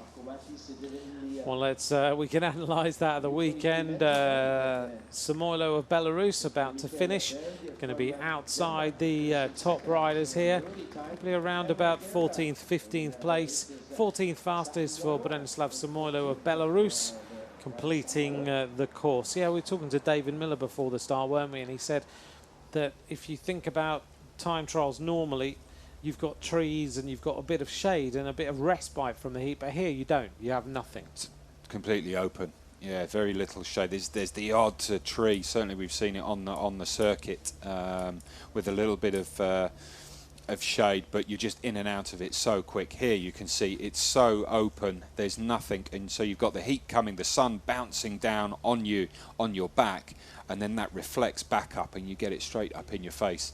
But here again, you know, slightly different position for the Swiss. But here we go.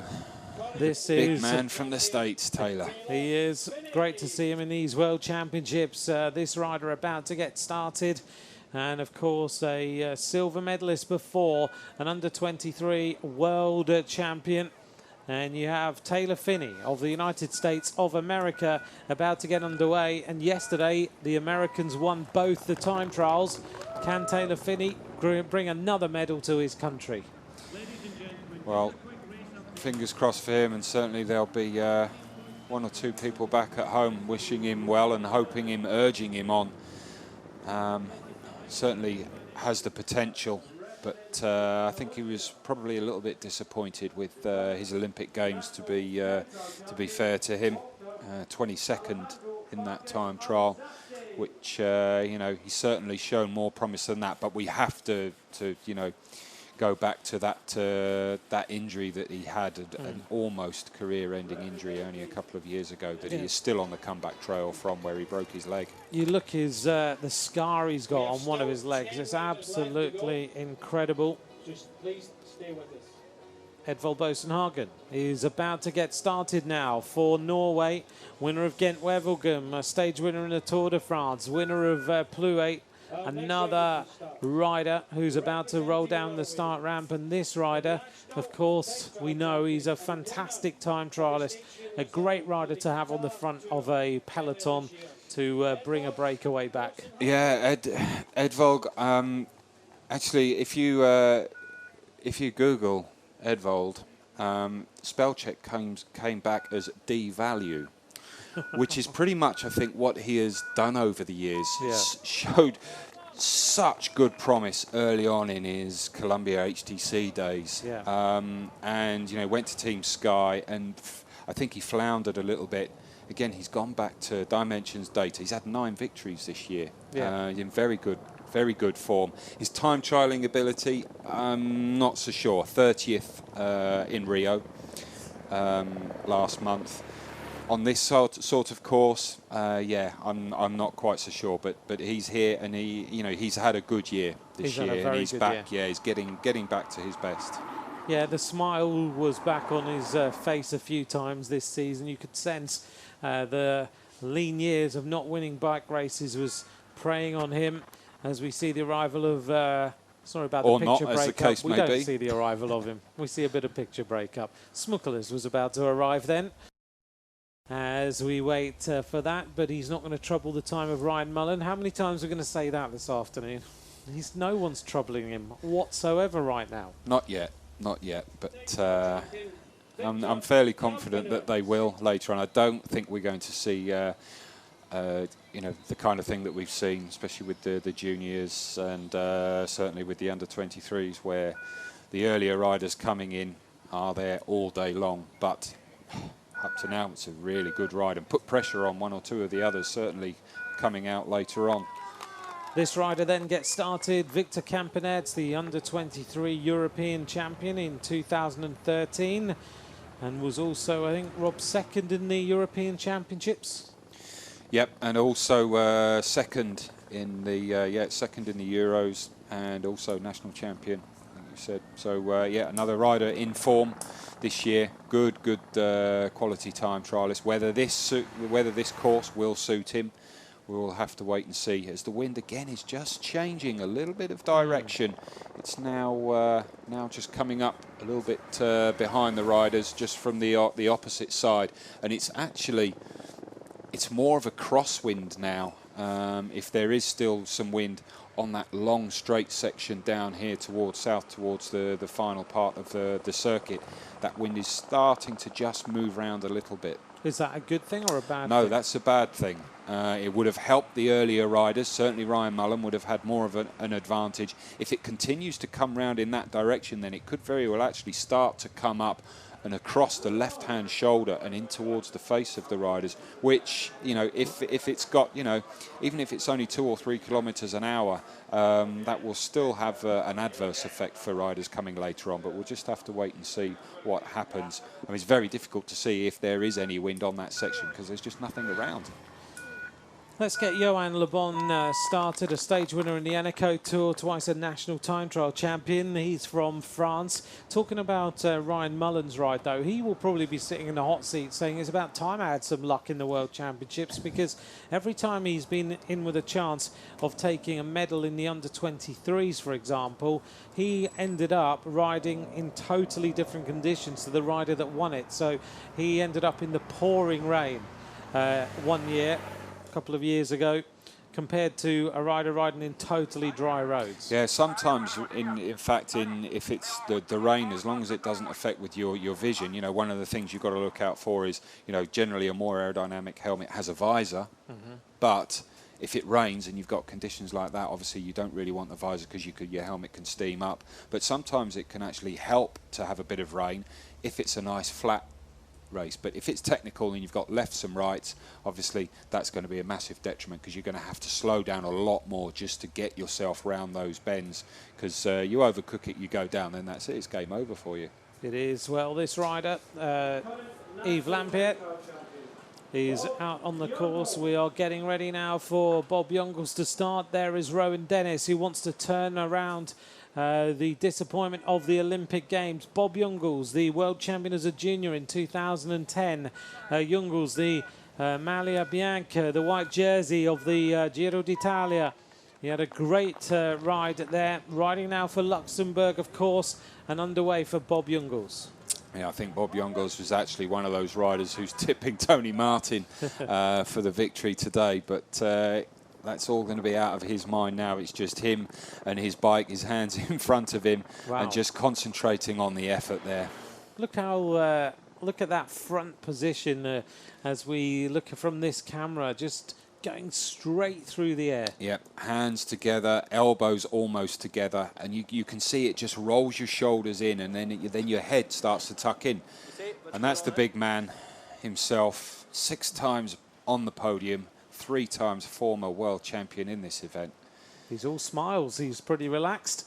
Tony Martin, he will be going off in just a few minutes' time. In fact, 5.5 minutes until Tony Martin gets started. And we'll see how he performs against the time of Ryan Mullen, which is still top of the leaderboard at the 13.6 kilometre split, and still the fastest time at the finishing line for the young Irish rider. This is Nelson Oliveira of Portugal, a stage winner in the Vuelta a España, 7th, of course, Rob, in the Rio time trial. A very good time trialist indeed. Yeah, 4th in the Euros. 4 times a national champion, and let's see what the 27-year-old can do out here on this course. Rolls. He's got all the skin suit materials and the bike that the Movistar team use. It looks like he's got the same manufacturer of the skin suit. Looking just at the little touches on it. The arrival of the next rider. This is the Qatari rider, Abdullah. Great to see a Qatar rider now going to complete this World Championship course. And it's not going to be the slowest time by any stretch. Abdullah of Qatar is going to reach the finishing line now. 57 minutes, 36.78. And that's 24th fastest. It's all relative, isn't it? You know, it doesn't matter how fast you're going, you're still going flat out, and you can see the, you know, just the pain there, pulling all sorts of shapes up the finishing straight, the sweat coming down off the chin, off the nose of the riders. Only 6 riders left to take to the start. Here's another rider who could win this one, Tom Dumoulin. So the next rider is on the start ramp. Dumoulin really does want to take this victory today. The start then of Matej Bodnar, who likes Qatar, 2nd in the Tour of Qatar in 2015, and a great time trialist from Poland. He knows Biablowski hasn't produced the time trial everyone expected him to do today. I think he's the 4th fastest rider.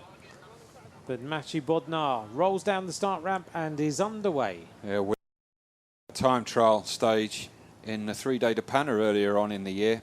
This is a little bit different to that day, most definitely. No doubt about that.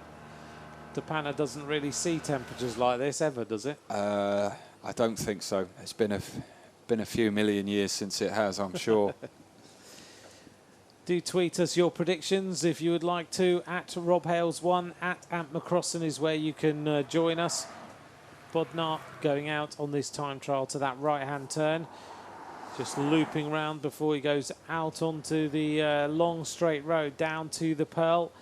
We're getting no indication that any rider is going quicker than Ryan Mullen right now. So we wait to find out whether Tony Martin, Rowan Dennis, Tom Dumoulin and Vasyl Kirienka can go faster than the Irish rider. Luke Durbridge, Rob, 34 seconds down. A couple more seconds, you know, very, very deceptive, very difficult to see, you know, because he looks so good on the bike. But obviously speed is, you know, it's the clock that that shows, as we just see Kirienka, defending champion, just sorting his shoes out. This rider was 4th in the Olympic Games. Jonathan Castroviejo, twice a stage winner in the Vuelta a España.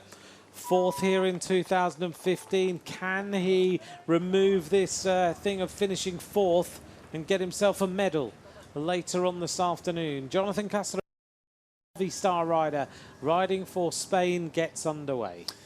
Yeah, rider with, you know, quite an extreme position. on his bike. Euro time trial, European time trial champion. Sets himself up just very early on, straight down into position. And, you know, it's all about getting up to speed as quick as you can, and then getting yourself underway and not overcooking it, as we see Yves Lampard just having, well, he's got a bit of a problem there, hasn't he? Trying to get past his minute man, the Canadian. Hugo Hewler didn't really realise he was there, I don't think. I think he did that out of any intent. He just didn't realise he was in a world of his own. He didn't realise that Lampert was right behind him. There's the defending champion, the Belarusian. He looks ready for this time trial. Yeah, he has struggled a little bit in time trials this year, but we've mentioned before, you know, part of the reason why, because he's been looking after his team leaders during stage races.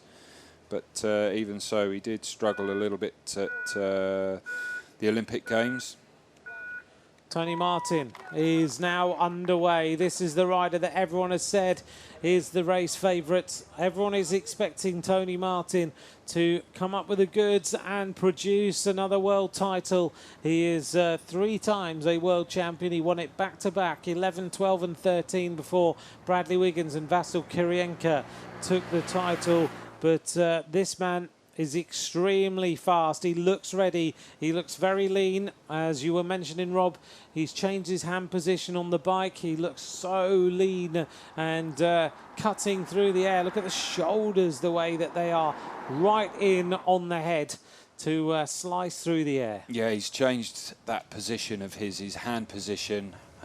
Unlike this rider here, Campenaerts, his hands are up by his chin. You know, a lot of riders do that. We call it the praying mantis. Tony Martin has opted to go back to his old position, and whether it's a psychological thing or not, but as we just drop back now to the British rider Alex Dowsett, former hour record holder. Yeah, Alex Dowsett there, a rider who saw his British records taken by Marcin Biablowski, but he looks to be just pushing himself back in the saddle quite a lot right now. Rowan Dennis of Australia about to take to the start. He's got the drinking system down the skin suit, former world record holder and on the hour. And another fantastic bike rider about to now get into the first phase of this time trial. This rider, we know, wants to win without any shadow of a doubt. He wants to turn around the disappointment of that broken aero ski in the Olympic Games when he looked to be heading for a medal, and turn this round to winning the World Championships. Yeah, had an absolutely disastrous Olympic Games, didn't he, with that left hand ski, as you say, the handlebar there, the tri-bar just came off in his hand. Very, very disappointed for him. But he's here. Can he get retribution? He's, you know, he doesn't mind these conditions, certainly. This is the rider from Pakistan, Mahmood, who is almost at the finishing line, just over an hour for this ride. Not really any comparison to Ryan Mullen, but Mahmood is about to complete this 40 kilometres in just over 1 hour and 1 minute, heading to the finishing line. 1 hour, 1 minute, 6.02. Doesn't want to stop, does he? Wants to keep going.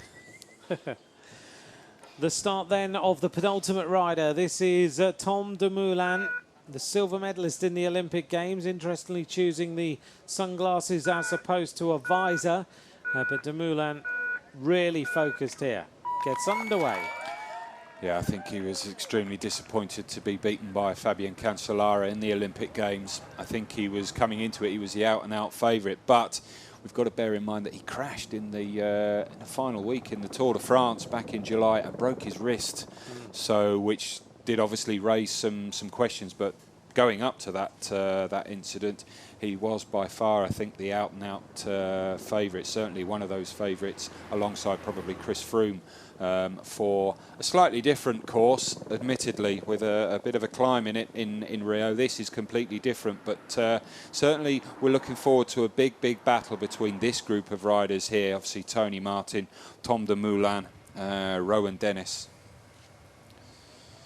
Well, let's see now as we get all the riders on the course. Only one rider left to start, and that will be the defending champion, Vasil Kirienka, as to what is going to bring us over the coming 40-odd minutes, because we're going to know very soon who's going to be the world champion of the individual time trial.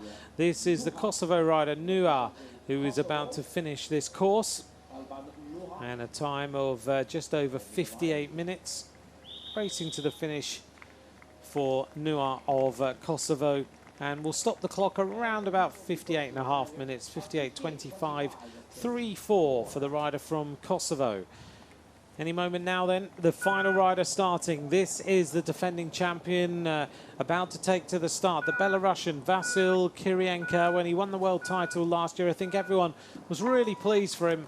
He's a rider that everyone loves just purely from the brute power and force and the admiration you have for the way he rides on the front for Team Sky in the Grand Tours. Yeah, I think he's probably, if you were to actually calculate, I'm sure there's someone out there who's done it already. If not, they certainly have the technology to do it. He probably spends more time on the front of the peloton than any other rider. Certainly in the summer in the Tour de France, he's the rider who's always there, you know, doing the hard yards, doing all that work for his team leaders. And yeah, it was you know, good victory by him. He has had a bit of a, in terms of time trialling, a lackluster season, you know, bearing in mind that he has worn that rainbow jersey. But can he get himself back to that kind of form? The arrival of Roglic at the intermediate point number 2, and he has gone through there with the 6th fastest time. Just to update you on some other intermediate points, Taylor Phinney has gone through the first intermediate time split, 4th fastest time, 9.92 seconds down. Anton Voroviev, 5th fastest time. Manuel Kinziato, 6th fastest. Primoz Roglic, 7th fastest. Luke Durbridge, 8th fastest so far. It looks like Jonathan Castroviejo is pretty close to the time of Ryan Mullen in the opening phase of this individual time trial. This young Irish rider has been in the hot seat for a long, long time now. But I think it's only going to be the big names who are going to get anywhere close to troubling him. But certainly we're going to see a real showdown on the run-in to the finishing line. The arrival of Smukulis of Latvia. 47 minutes has gone by, so he's going to be around about the 5th fastest time, maybe 6th fastest time for Smukulis of Latvia as he races to the completion of this race. Yep, the national time trial and road race champion of Latvia. Not quite able to push himself up there onto a podium spot, but good solid ride by him. 1:16 down. Asadov about to finish, just over 50 minutes. Some more predictions. Lawrence says Ryan Mullen, the winner. Tony Martin, 2nd. Tom Dumoulin in 3rd place. And also Wendy says Rowan Dennis and Luke Durbridge. Shapiro says Rowan Dennis is a shoo-in. Forged in the furnace of many Aussie extreme summers. Well, I've spent a couple of summers out in Australia, and I can vouch for that. Shane Miller says, has the sock height rule ever been enforced, and is there a measurement jig? I have seen, I don't know whether you have, I've seen socks measured. Yeah, it's funny because when a rider's out there on the bike, as we just see Campanart's coming in 11th at that first time check. Yeah, the rule is half of your leg, 50% of the way up, and the measurement is taken from your ankle bone up to your knee, on where your knee bends. And so obviously it comes halfway up your calf, but certainly some of the riders you look and you think it looks way past that. But you know, it is actually, they will measure it, they should be measuring it. That is the rule, and it should be enforced most certainly. This is the arrival then of Yves Lampaert. I think he's going to be one of the fastest rides we've seen so far. You can see the speed as he goes round that right-hand turn. Yves Lampaert has caught the rider in front of him by the looks of things as he makes his way to the finish. Hugo Hewler trying to stay with him. Yves Lampaert past the time of Ryan Mullen, and now he needs to beat the time of Jos van Emden. Lampaert of Belgium. This is going to be a respectable ride. It's going to put him into the hot for a little while for sure. Yves Lampaert now racing to the conclusion of this. Going to beat Van Emden. He's just going to do it. He just does it. So Yves Lampaert now moves into the hot seats. Jos Van Emden is the rider who is now in third place overall. The top three changes: Ryan Mullen, Yves Lampaert, Jos Van Emden are the fastest riders now at the finishing line. Well, that's your 3 spots in the finish house for now. And there you go. Ryan Mullen. Just looking at he's in a world of his own right now. Another rider using up his data on his phone. He is. I think the Qatar mobile phone company will be making a fortune this week, the amount of data these riders are using. Just looking at other split times, Taylor Phinney we mentioned, 4th fastest. Jos Van Emden had the fastest time at 26.4, but then faded away a little bit. The rider we're looking at now is Jonathan Castroviejo. He's got a great style on the bike, hasn't he? This is very kind of old school, really, you know, really laying across the bike, all the weight on his shoulders.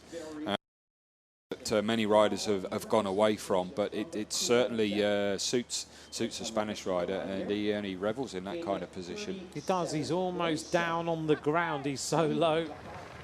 As we look here at Bob Jungels, think of back to May for him in the Giro d'Italia. He was an exceptional rider. He looked very, very good, but Jungels is going to go through this first split, and he is going to be around about the 9th fastest time, 16:37, I think, for Bob Jungels.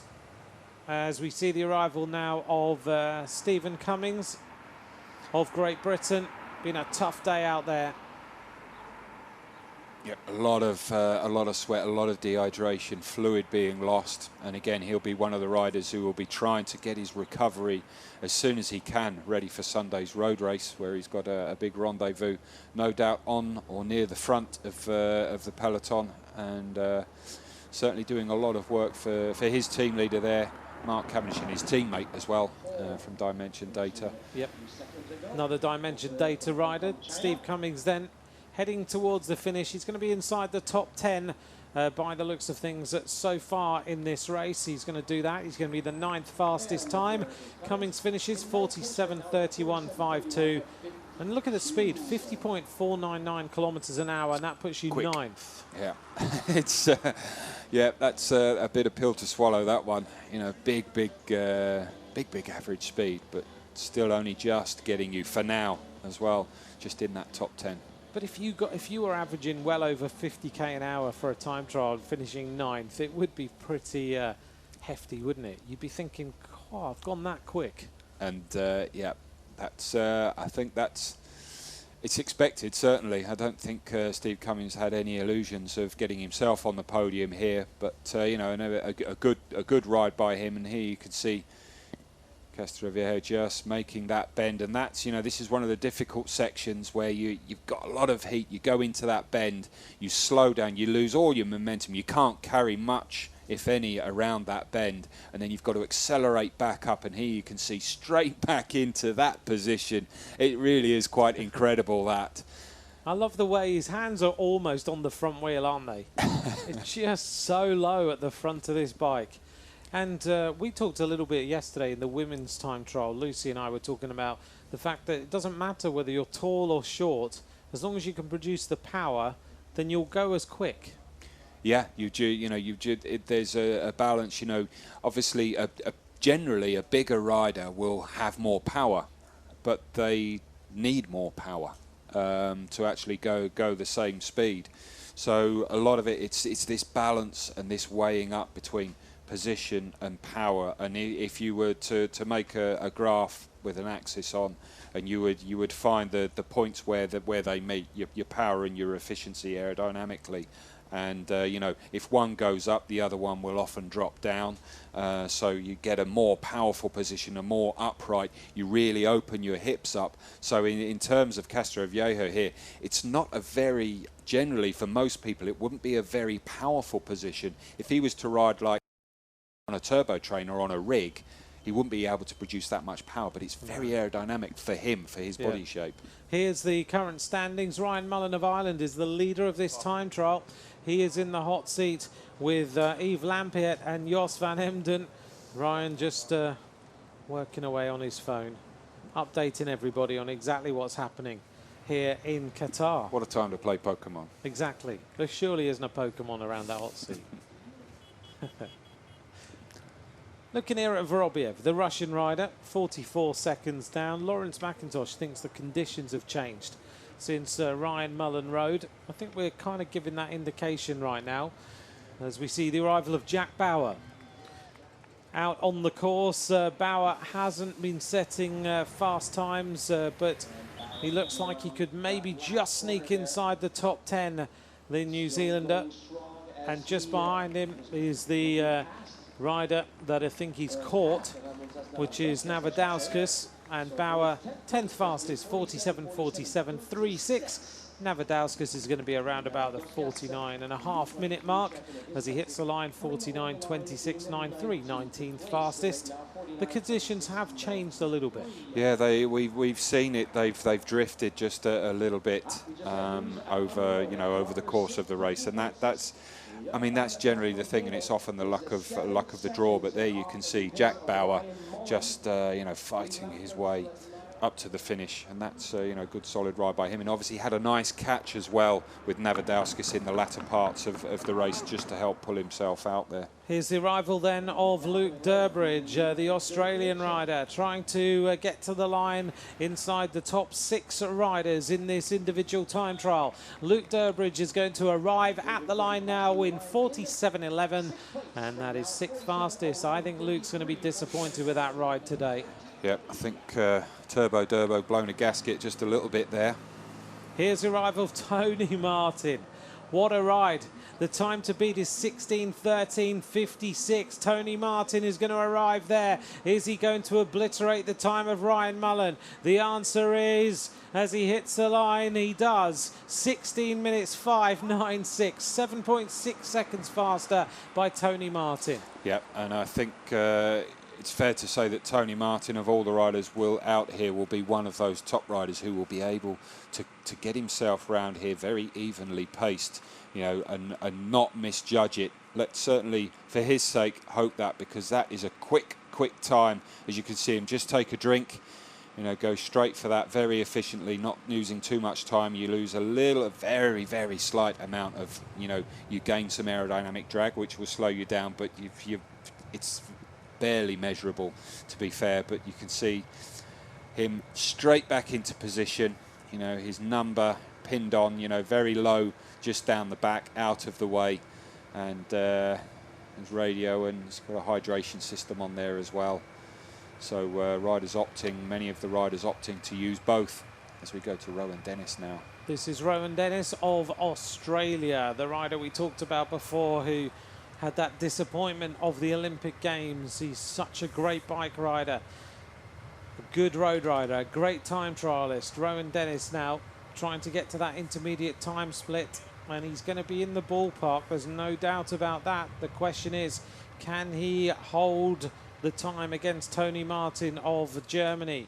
Rowan Dennis then arriving at this intermediate time split. The time of Tony Martin is going to go by, but it's not going to go by too much. But interestingly, the time of Ryan Mullen might go past. So Rowan Dennis arrives at the checkpoint, 4th fastest, 16:16.31. But he is a rider who can measure his effort that you've talked about, Rob. He generally goes out steady and accelerates really, really hard as the time trial continues. Yeah, 10.35 seconds. That's a good start by Rowan Dennis. And, he, again, a rider who we know can measure his effort. So good quality opening first part of the race there for Rowan Dennis. Rowan Dennis looking good, 4th fastest. Tony Martin the leader. Just an update, Alex Dowsett's just gone through the 26.4 kilometre point, 8th fastest time for Alex Dowsett, who looks now to be increasing his tempo, and he is a rider who is extremely good at controlling his tempo, and Taylor Phinney now has gone third fastest through the 26.4 kilometres. So the two riders who are out on the course who are looking good, Alex Dowsett and Taylor Phinney, both looking strong, Rob. And those two riders, previous teammates when they were under 23 riders. Yeah, they were, and you know, so they know each other very well. They won't really probably know too much about what's going on with each other out there at the moment, but Phinney 13 seconds, just outside 13 seconds off the quickest time there at 26.4 so far. But obviously with more riders coming here, we can see Dumoulin losing a little bit of time here to Tony Martin. This is a surprise then. Tom Dumoulin has opened up the first time split with a time of 16 minutes, 27.36, only the 8th fastest time. He loses 21 seconds to Tony Martin over the opening 13.6 kilometres, and he loses 14 seconds on the second place rider, Ryan Mullen, and 13 seconds on Jos van Emden, who's in third place. Yeah, I don't think Dumoulin will be overly happy with that. But, you know, again, we just don't know. Is he really holding something back? And it's, you know, first time check, second time check. Yes, they're a guide. But the all-important one is obviously this one here that Gruzdev's coming up to now, the final one to stop the clock. This is Gruzdev, the Kazakhstan rider. 48 minutes 40 is the time that he is looking at right now. As he races to the finish, he's going to stop the clock. 48.47.38, 21st fastest time. We await the arrival then of Vasyl Kirienka now to the intermediate sprint. It is a sprint. Well, I wouldn't sprint like that. That's pretty close. Look at this. Wow. Kirienka, 16.826, 2.3 seconds down on Tony Martin. Well, we question, did he have the form? Kirienka is in the ballpark. He's there. He's in with a chance here against Tony Martin. Oh, well, was Tony Martin getting that coming over the radio, because 2.3 seconds in the opening 13.6K. That rider there from Team Sky, that's a good opener, and proving that he is, at least at this point, back to his best, the rider from Belarusia. Yeah, he looks very, very good, doesn't he? Very comfortable on the bike, putting the power on. The former ski jumper coming into the finishing line, Primoz Roglic of Slovenia. What sort of time's he going to produce? I thought he might be one of the riders who would be in the top 5 or 6 places. I don't know if he's going to beat the time here of Luke Durbridge. But it's looking okay for Roglic, but he's not going to be anywhere near the winning time. And I wonder that winning time could be underneath the 46-minute mark by the looks of things. But Ryan Mullen still produced a great final phase of this time trial, and that might have been the strategy that's paid off. Roglic then, 47.29.05, 10th fastest time, pushes Steve Cummings down to the next point. And the arrival here of, well, that was the replay. There we go. But yeah, I think whatever happens from now on, I think Ryan Mullen should be happy with his ride. Should be really proud of the way he rode that time trial, because anything that happens now, there's only going to be big names who are going to beat Ryan Mullen. Here's the update if you've just joined us. The young Irish rider Ryan Mullen is the leader of this individual time trial, 46 minutes and 4.74. Yves Lampaert second. Jos van Emden is in third place. Biablowski holding 5th place. He'll be disappointed. He wanted to win this time trial, but he's still up there in the top 5 places. These are the riders who are in the hot seats right now. Jos van Emden also in the hot seat, Yves Lampaert. But this young Irish rider, a great performance by him. So aerodynamic. Gave it absolutely everything he could. Yep, and that was a grimace, I promise you, not a smile as he crossed the line there and just tried. Now he's smiling. Yeah. What is he thinking right now? Because this young Irish rider has beaten some huge names, and we have got only around about half an hour till we know who's going to take this victory. Ooh. Oof. Tony Martin's looking good. He is.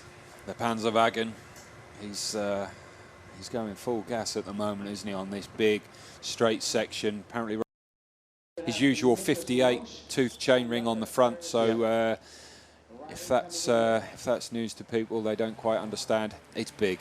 It's huge. It's a big gear that he's riding as Nicolas Roche just comes in. Nicolas Roche finishes, shakes his head. Didn't enjoy that at all.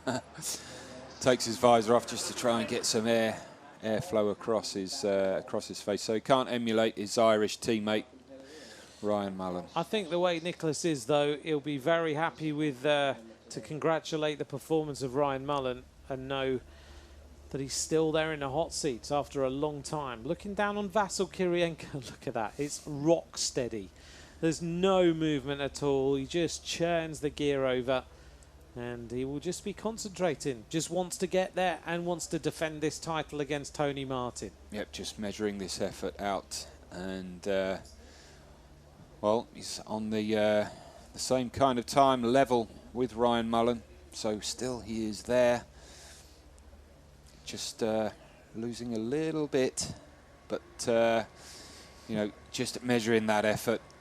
So is Tony Martin there. Yeah, Tony Martin had got a big chainring, allegedly a 58 on the front there. You can see it is a bit of a monster, but he's turning it round quick.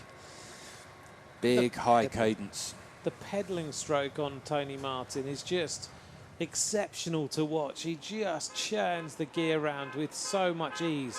The arrival then of Vorobiev of Russia. This looks like a good ride here by the Russian rider.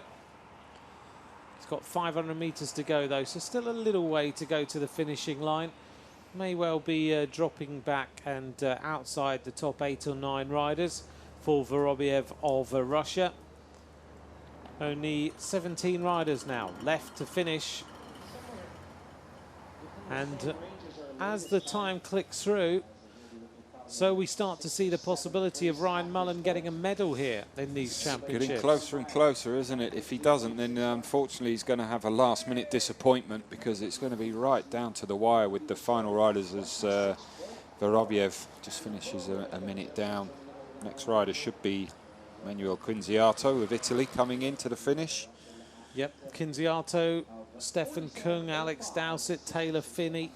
We know that Finney's going fast. We know that he's very close to the time of Ryan Mullen. The question is, can he find a little bit more speed on that final run in? Dumoulin needs to definitely find some more speed, because right now he is not on the money as far as the time is concerned. But we know Dumoulin is so able to control his effort, control his ride.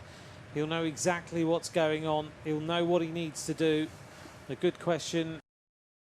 Twitter, if you do want to join us, at Ant McCrossan, at Rob Hales1, are the riders allowed to have earpieces to get updates on their performance? Unfortunately for some riders, yes, they are.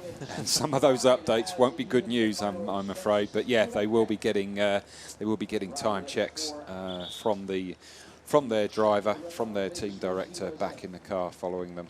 Daniel Turek of the Czech Republic, 27th fastest. The rider who's won a stage of the Tour of Azerbaijan completes the course, and the arrival now of Manuel Quinziato, a team time trial world champion, heading towards the finishing line now. Quinziato is going to be outside the top 7 riders. May well just be outside the time here of Luke Durbridge, and he needs to beat the time of Andre Grifko. Now to the conclusion of this ride. Quinziato, 10th fastest, 47.22.34. Now out on the course at 26.4 kilometers.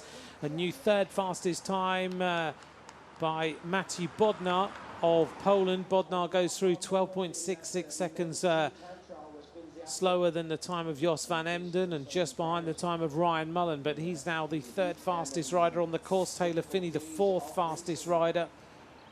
As we see the arrival now of the Danish rider, Martin Marsden, is about to finish, the time trial champion of Denmark, heading towards the conclusion of this time trial. And 2nd in the recent Duo Normand with his partner.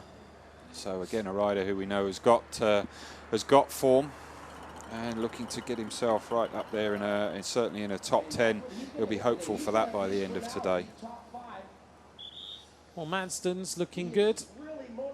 He has not really figured out there on the course. We haven't seen his times, but he's now going to move himself right up on the leaderboard, and he's going to be 5th fastest. A great ride by Madsden of Denmark to get there into the 5th fastest time. Yeah, really fighting his way up to the finish there, giving it absolutely everything. You know, it's measured all the way until the final couple of kilometres, and then it's just about hanging on to what you've got. Anything you've got left in the tank, you just really have to turn the screw and empty it, no holding back.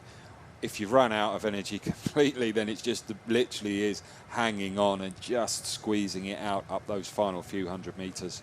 Jan Harms reminded me that Dennis also had a broken aero ski in the Olympics, but he had a bike change last year in the time trial, we remember. So he needs a little bit of luck today. Yeah, he's had a bit of a shocker the last couple of seasons. So yeah, he deserves a little bit of good luck.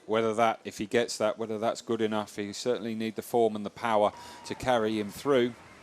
This is the arrival then of Stefan Kung of Switzerland. Stefan Kung of Switzerland heading towards the finishing line now. He's got this little uphill rise to do. Reto Hollenstein, his teammate, he's gone past that time. That's a little bit of a surprise. So it's thought that Stefan Kung might go a little bit faster, and certainly the faster of the two Swiss riders. But Stefan Kung lifting up the tempo now, racing to the conclusion of this individual time trial.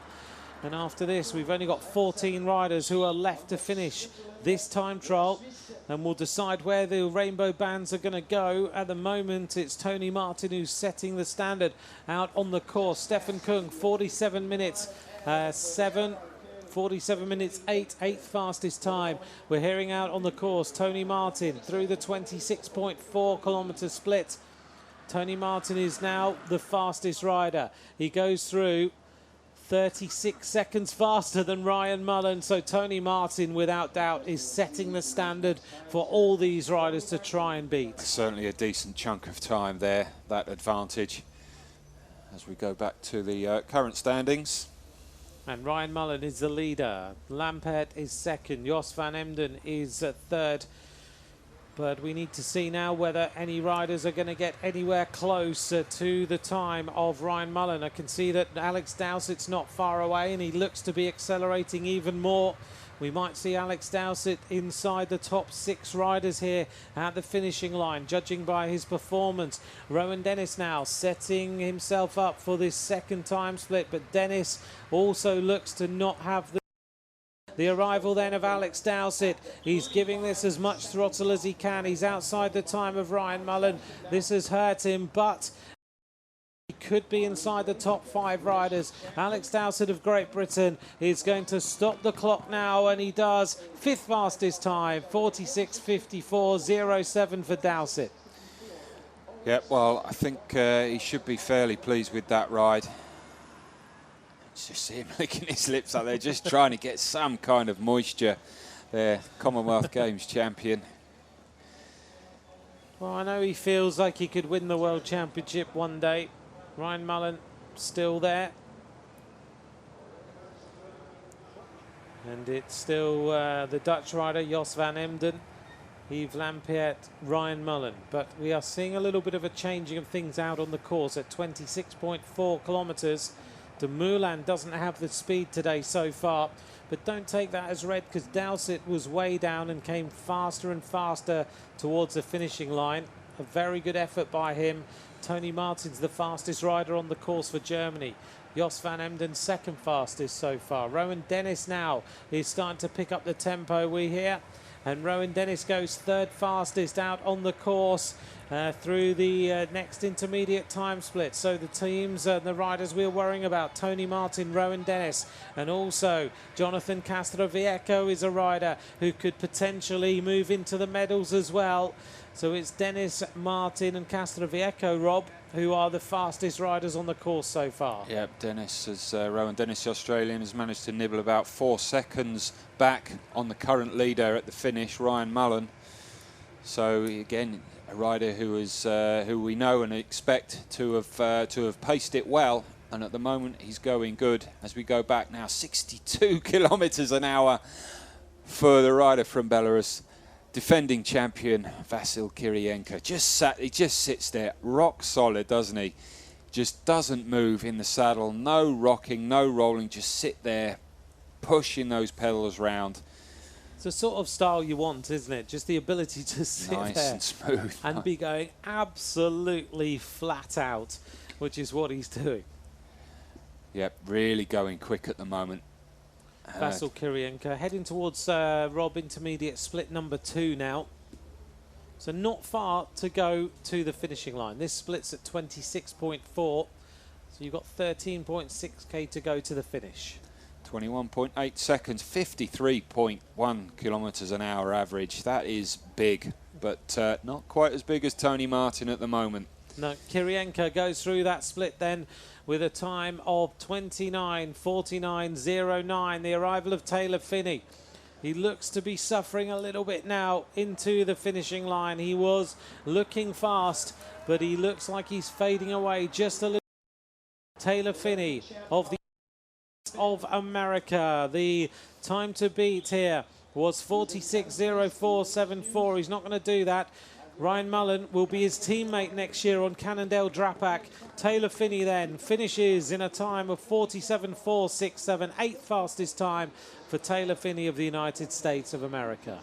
Well, I think we'll probably be a little bit disappointed with that, Taylor Phinney, but you know what, bearing in mind the condition that he's come from, you know, 22nd in the Olympics, which certainly was a disappointment, I feel, but he's improved on that, so that's a good ride, I think, by Taylor Phinney. All the riders are through 26.4 kilometres. That is Tony Martin, the fastest time. Vasil Kirienka, second fastest. Jos van Emden, third. Rowan Dennis, fourth. Ryan Mullen, fifth. Kostreverko is sixth. Bodnar, then Phinney. So who's got it in the legs over the closing phase to take a medal? And what is Dumoulin doing out there on the course? Is he accelerating? Or is he slowing down? That's the big question.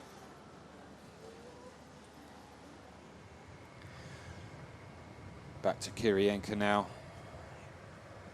Took that bend very well, you know, didn't relinquish any of the force through the pedals, just sat there nice and opening himself up here on a big straight section now. Tony Martin using that power that he's got to good effect, 51 kilometers an hour on there as it just starts to dip down. Can't let any concentration go now, can he? Nearly a minute on Mullen. That is a very, very good ride by Tony Martin. He's not letting the time of Mullen bother him. Look at that, he's just got faster. 20 seconds, 36, 46, 59. Oops, Marshall just walked across in front of him. So Kirienka is out on the course. Can he find a little bit more speed? He's 21 seconds down. He's working hard, isn't he? And he's 10 seconds faster than Ryan Mullen so far. The arrival here of Edvald Bosenhagen. The grimace on his face, I think, is telling a big story. Edvald Bosenhagen's not enjoyed this at all. No, he's really just trying to fight his way to this bend. It'll open up in a minute, the straight, and he'll see it and he'll know that his day is done. But really hasn't had a fantastic day out there, I don't think, Bosenhagen. Probably a good time for a question from Andy Mack, who says, do you think it's good to do the team time trial? Does it have a positive or a negative effect on a performance today? I think generally for most of the guys, it's you know, it's a positive effect for them. It gets them here, it sets them up. A lot of it depends on how much time they've spent out here. Some people like to be away from home a lot longer and be, you know, within these conditions, and certainly they would have if they were out here for a few days, 4 or 5 days, maybe a week even, before the team time trial, then it would give their bodies a little bit more time to adapt, especially for guys coming from Europe. So generally it will be of a benefit for most of the guys. The arrival of Victor Campinet, who's going to be outside the top 12 riders. Coming in now to complete this 40-kilometre time trial. This is the World Championship, the individual time trial for men, and Victor Campinet is going to be outside the top 17. He'll be 18th, 47.33.99 for that rider from Belgium, the under-23 European champion, just 3 years ago. And now we have only 9 riders left to complete the course to decide where the medals are going. It is a nervous wait for Ryan Mullen of Ireland. I think it's, as we go back to the 3 guys currently on the podium position, I think it's fair to say that all things being equal, Tony Martin is certainly the man who it's his race to lose, but there is a huge, close, tightly fought battle for 2nd and 3rd at the moment.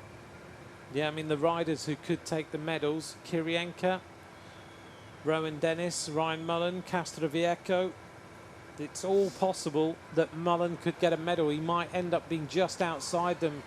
But Tony Martin, without any shadow of a doubt, is the fastest rider on the course. He's just getting faster and faster all the time. 1:09 now, yes, ahead of Mullen. Another 10 seconds. Since we saw him last on this same bit of road, 10 seconds he's taken out. So he really is, he's flying now, Tony Martin. He's not, certainly not holding anything back. He can't, but he's paced it well and is still able to deliver more and more power. This is the arrival then of Bob Jungels, the Luxembourger. A great potential for a Grand Tour victory in the future as he races into the conclusion of this time trial. He's caught Johan Le Bon, who is just behind him, wearing number 9. Bob Jungels outside the time here of Ryan Mullen. So the Luxembourger is going to complete his individual time trial. The pain can stop any minute now for Bob Jungels. Could be looking at a potential top 3 here if he can. No, he's outside the top 4 now, riders now for Bob Jungels. It's so close at the top here. Yeah, good ride by Jungels. Another one of the riders who's performed earlier on in the week in the team time trial. Just pops himself ahead of Alex Dowsett, but he had a good catch as well in the latter stages there by with Johan Le Bon, the French rider. 7 riders left to finish to decide where this world title is going, but all the indications are that Tony Martin is going to be the fastest rider, but he's obviously got to get himself here to the finishing line. He had a year that he doesn't want to remember as far as time trialing is concerned, but it can all change on one day. Tom Dumoulin, meanwhile, wonder what's happening out there on the course with him, because you would expect Dumoulin to be figuring, and he hasn't figured yet. Nope. I think he's really off the boil, isn't he, at this point in the season now. Let's not forget he is coming back from that injury that he sustained on his wrist back in the final week of the Tour de France. A very disappointing for him. Still a silver medal, but admittedly, but still I think a big disappointment at the Olympic Games, coming in as one of the pre-race favourites. But here, not able to carry that form on and build on it. Well, Castroviejo is accelerating now. There's a possibility he can put himself on the podium. He always does this. He did this in Rio and he just didn't quite get there. He was the 4th fastest rider in Rio. And now Castroviejo has moved from 6th fastest at 26.4 kilometres to be potentially going ahead of Ryan Mullen. Is this going to be the rider who beats Ryan Mullen? Look at this. He's very, very close to that time. Well, we were mentioning earlier about is it about power or is it about technique? And basically having really good skill on the bike. Some have more than others, and there you can see in this latter stages through those bends, Castroviejo really able to put that skill to the best of his ability, and that's where you can start to gain, just small handfuls of seconds, which ultimately at the end of this race could mean a medal or not.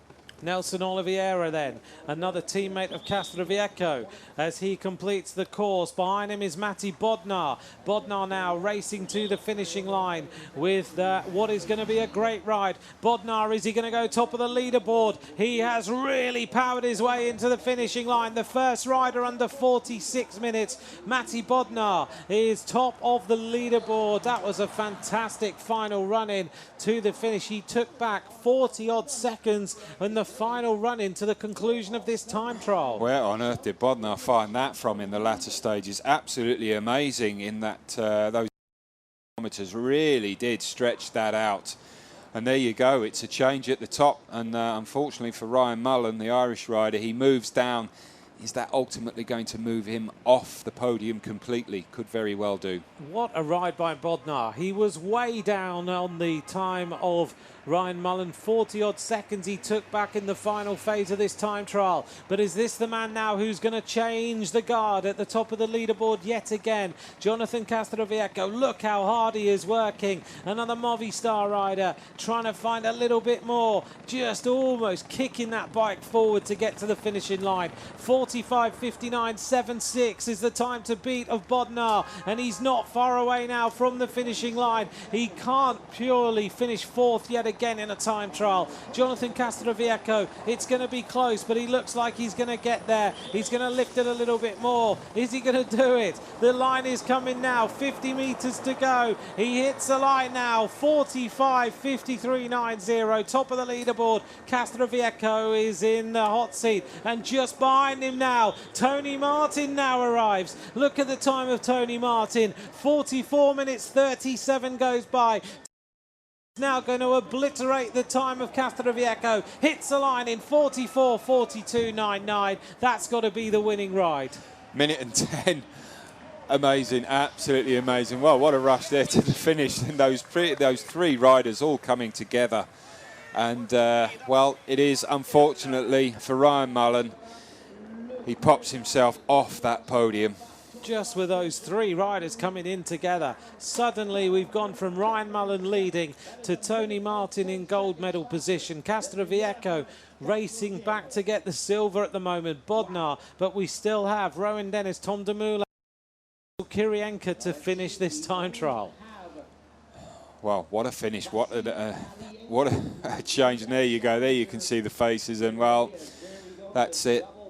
We're back off to the hotel. But, you know, we did say for Ryan Mullen, the Irishman, I think it was anything else was going to be a bonus just to sit in that hot seat for so long. As we go back to Rowan Dennis now, really mauling that gear round. Got good power still, but has he got the speed?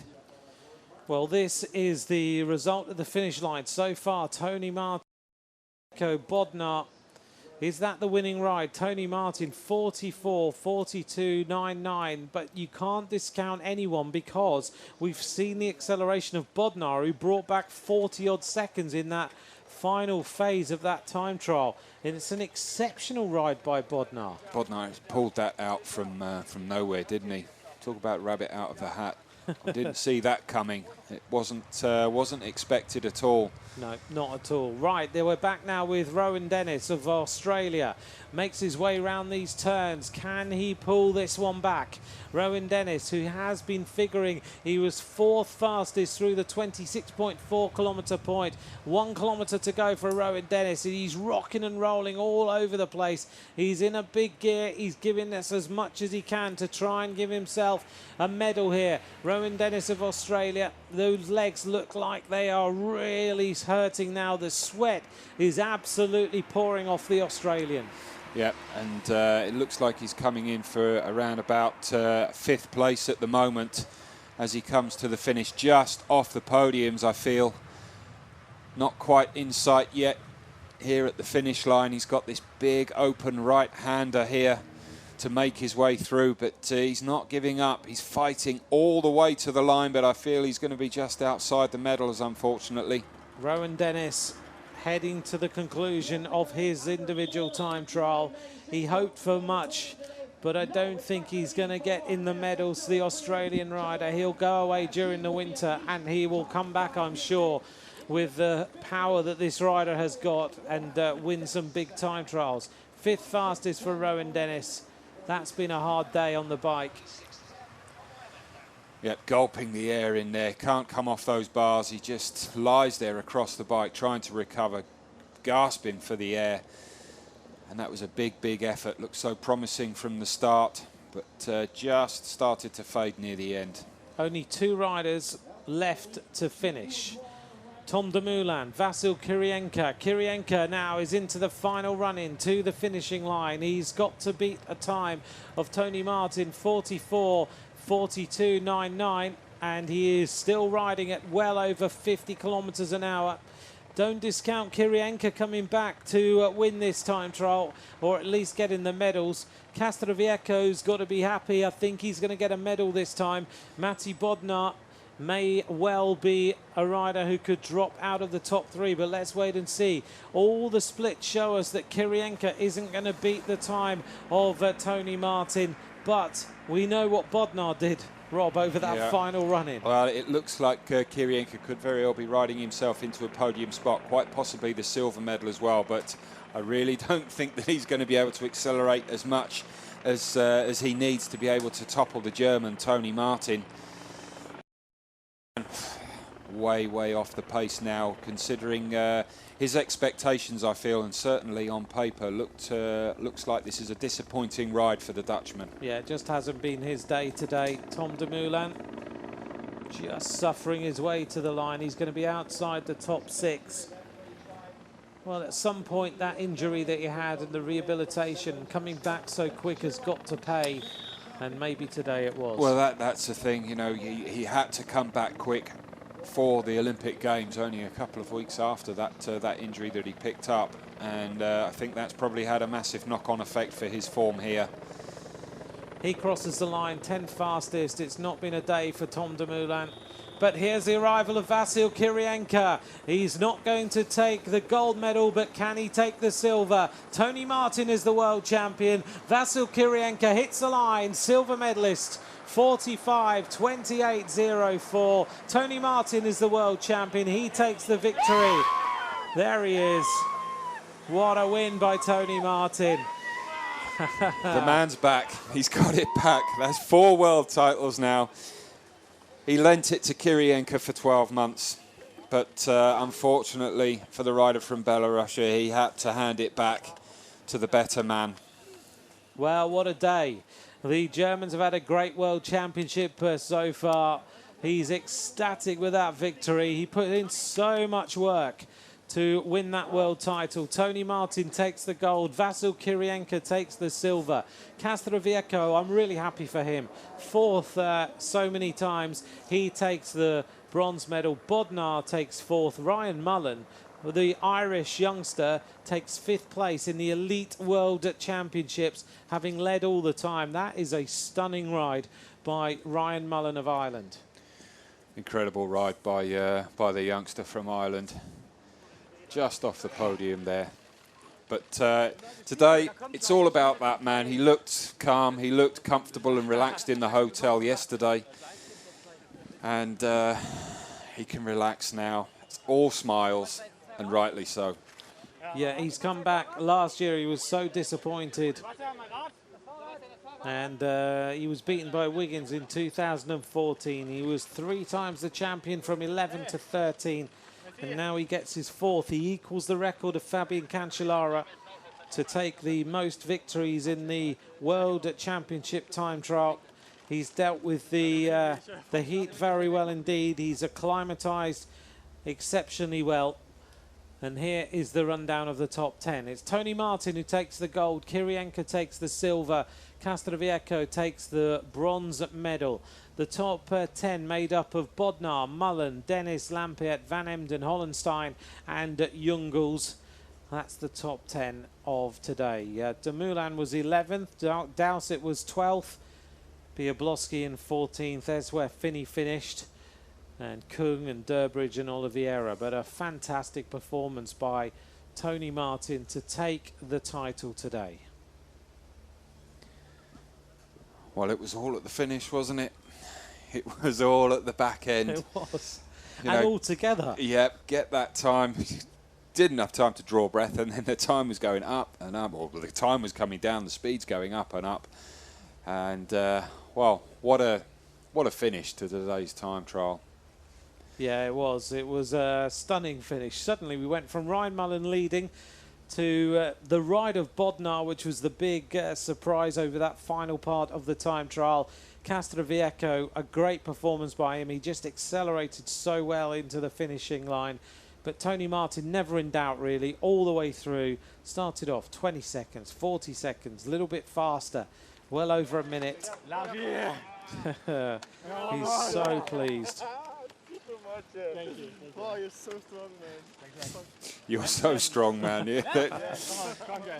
I'm gonna miss you, man. I'm gonna miss you. Oh, they're going to miss each other. Good teammates. Stop, enjoy it. Yves Lampaert, the Belgian rider, congratulating former teammates. Tony Martin moving to Katusha Alpecin for next season. All smiles from Patrick Lefevre, and I wonder what he's thinking because he's about to lose the fastest time trialist in the world. Should have had deeper pockets, shouldn't he? Exactly. That's what it's all about. You know, it's ultimately, you know, this is about your nation fighting for your country. And there are one or two sport directors from Ethics Quick Step. There's a couple of them there. They'll still be happy for their rider, Tony Martin. And there you go. But yep, next year it'll be pastures new for Tony Martin. He's moving on. Yep. All congratulations from all the team. Well, they've shared an awful lot of time together. He's been with Ethics for a long, long time. And he's gone to Katusha for next season. We're going to hear from him in a minute. But Tony Martin is the world champion. Kirienka takes the silver. A great defence by Kirienka of today's time trial, having won it last year, beating Mallory and Coppell. Certainly beats his best time trial performance this year of third earlier on in the year. It does. Well, let's hear now from the new world champion. The perfect week for you, Tony Martin, the team time trial on Sunday, and now the individual time trial. What does this represent? It's a fourth championship crown. Yeah. It's amazing. I still can't believe it. I mean, everybody know that I hadn't got a good year so far until Sunday. So yeah, in my second last race this year, getting world champion is incredible, and that makes everything forgotten that happened in the year. It's amazing. I think it will be also giving me a lot of strength also for the next year. It was a perfect effort out there. You really were impressive. It's a course made for you, with the flats, the straights, the technical bends. Yeah, the course was really made for me. The only thing I was scared of was the heat, but I have to say I made a good preparation already at home. Then coming here, having also a really good week with the team, I get a lot of knowledge what I have to do also for today. I learned a lot from last Sunday. I was really also strong in the head. I mean, I was not the favorite. I had no pressure at the start. I just had fun on the road, I have to say, and then yeah, getting to know that I had from the start the best time. Yeah, just made my race perfect from the start, and I actually had a lot of morale until the finish. A fourth crown, as many crowns as Fabian Cancellara. That must mean a lot to you as well. Yeah, I always said I don't count the victories. I look forward from year to year. I want to be actually world champion every year. So for the moment, I'm so proud that I'm able to wear the world champion suit the whole next year. I mean, I missed it really a lot, and I'm just looking forward now to ride next year with the jersey. A word in German for the German fans. What does this title represent for you? Can you take us through your effort? Ja, dieser Titel heute macht wirklich die komplette Saison eigentlich, die bis jetzt noch nicht so gut gelaufen ist, vergessen. Jeder, der mich kennt, weiß, dass ich wirklich sehr hart für meine Erfolge arbeite. Und dann nagt das extrem an mir, wenn ich die Ziele, die ich mir setze, nicht erreichen kann. Und heute war definitiv auch ein großes Ziel, auch wenn ich das nicht vielleicht so kommuniziert habe. So wusste ich schon in meinem Inneren, dass ich heute wirklich Weltmeister werden könnte. Ja, dass ich das jetzt wirklich auch so umgesetzt habe, macht mich verdammt stolz auf mich selbst und gibt hoffentlich auch ein ganzes Stück den Leuten zurück, die das ganze Jahr für mich gearbeitet haben. Und ja, jetzt kann ich wirklich erlöst noch das Rennen am Sonntag gestalten oder fahren und dann wirklich mit einem guten Gefühl auch in den Urlaub gehen. Dankeschön. Congratulations. Tony Martin, a great long interview there with him to find out exactly how today went. There wasn't any doubt all the way through. He just was in control. All the way from the start. He just see some some shots of him earlier on in the race. You know, again, he was on about the conditions. The sweat really was pouring off him, but as he said, he's prepared for this well. You know, he knew exactly what he was going to have to deal with. He has had a lackluster year in terms of time trialling. Obviously, he said he's missed that jersey, and rightly so. He's worn it 3 times before, so you know he will now be able to look down every time at his sleeve, at his jersey, before he goes into every time trial for the next 12 months at least.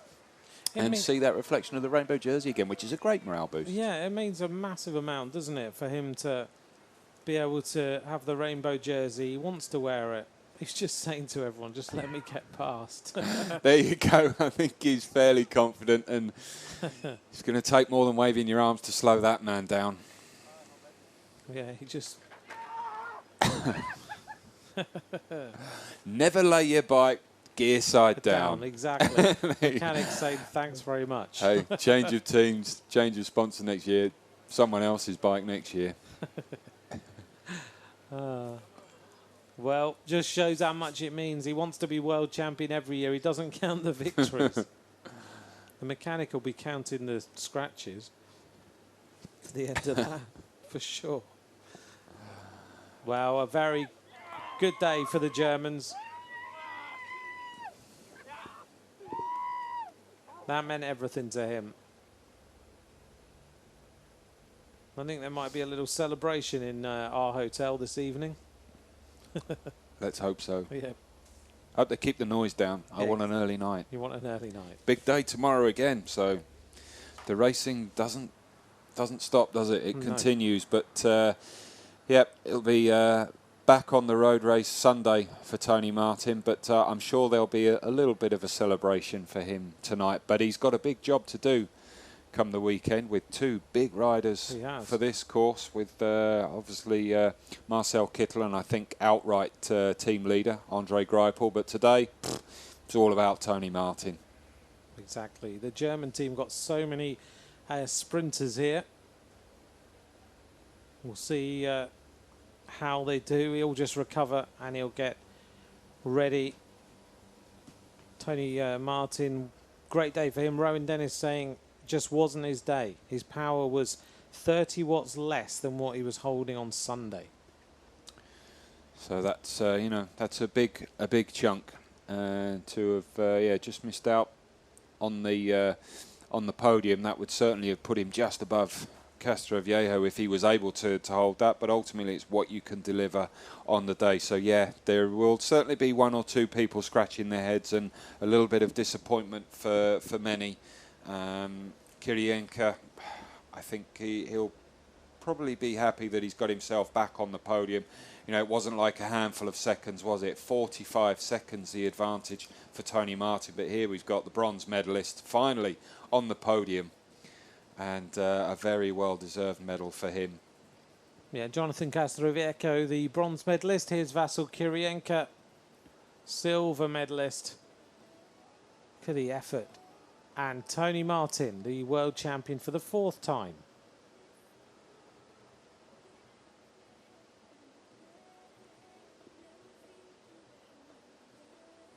He even stopped his computer. Making his way now to the podium. Congratulated by Eddie Merckx.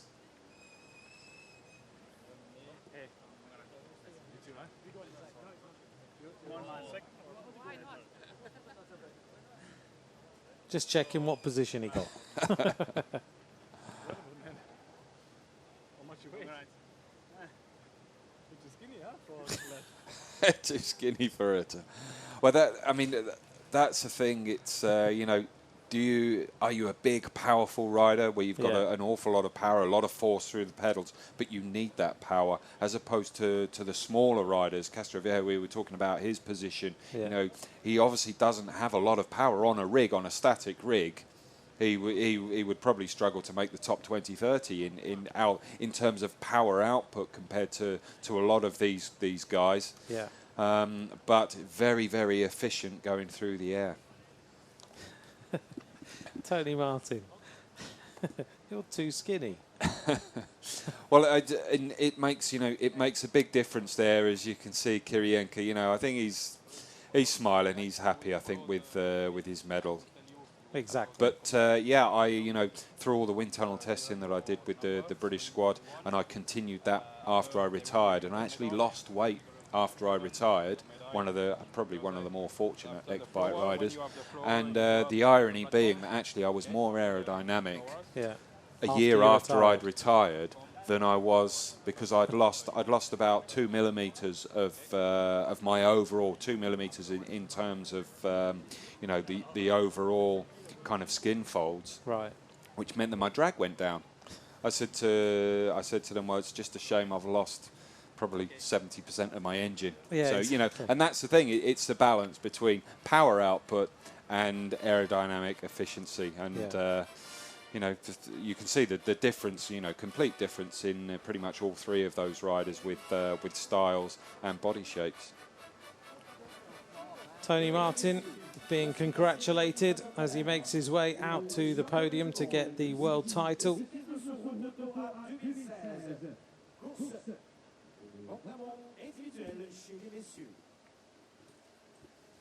Ladies and gentlemen, the medal ceremony for the UCI Road World Championships. Our final time trial then, as we wait now to present the medals. Bronze medalist representing Spain, Jonathan Castroviejo. Jonathan Castroviejo is the bronze medalist. UCI Management Committee member, Monsieur Jose Manuel Heray.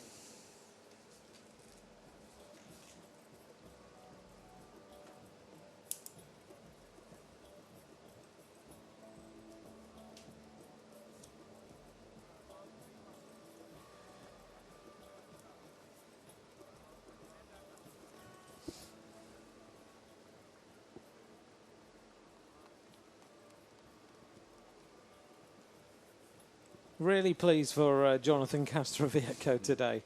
I didn't want him to finish fourth yet again. Not again. Representing Belarus, Vasil. Well, if the form book's anything to go by, then it's about right. The three podium positions taken up all within the final 5 riders to go on today's stage, which really did bring the final few minutes of today's race. Certainly made it exciting. It did. It changed it totally in the last few minutes. So the silver medal goes to Vasil Kirienka. Representing Deutschland, Germany, Tony Martin. Tony Martin, world champion.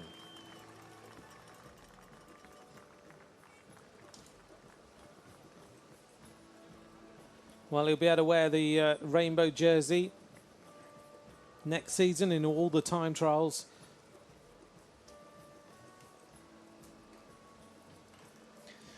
That's what it's about. That's what this week's all about. It's riders getting those jerseys. Such a proud moment for any rider to pull that on. Huge prize in the in the cycling world, and it's one of the things that I really like about cycling as well. Yes, you get your medal, and your medal they go in the drawer, in your medal table, in your medal cabinet, wherever, when you've got them all and you retire. But it's the jersey is something very special for cycling, and it's I don't think it's done in any other sport. It's all about the medal in them. It is. This is all about the jersey. Being able to wear that jersey all next season. During the time trials, the fans around the world instantly recognise who you are. And it's taken him 3 years to get it back.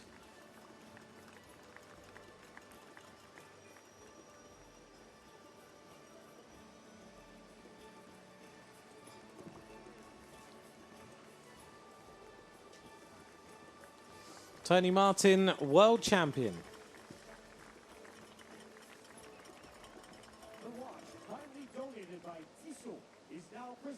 Well, that's 2 races, 2 titles for Tony Martin. so far. Not a bad strike rate. No, it's all right. He's doing well. You never know, he might chin off in the final 30k on Sunday and win. Have another go. Yeah, exactly. Tell you what, they won't give him they won't give him an inch if No, he does. Exactly. I think it's fair to say he'll be under stricter orders than that by the team, but who knows, if the wind does get up, he'll certainly be one of those riders who will be at the forefront and able to do an awful lot of damage. Yeah, for sure. We wait now for the national anthem of Germany. Écoutons l'hymne national de l'Allemagne. And now, ladies and gentlemen, in honor of our world champion, let's hear the national anthem of Germany.